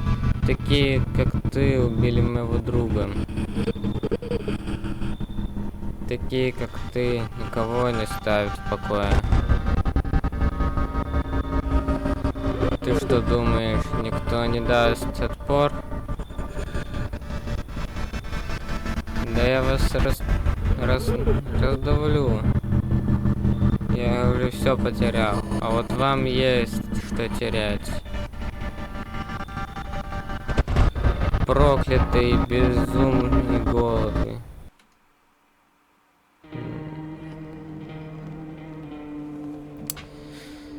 Блин. И на какую концовку попали?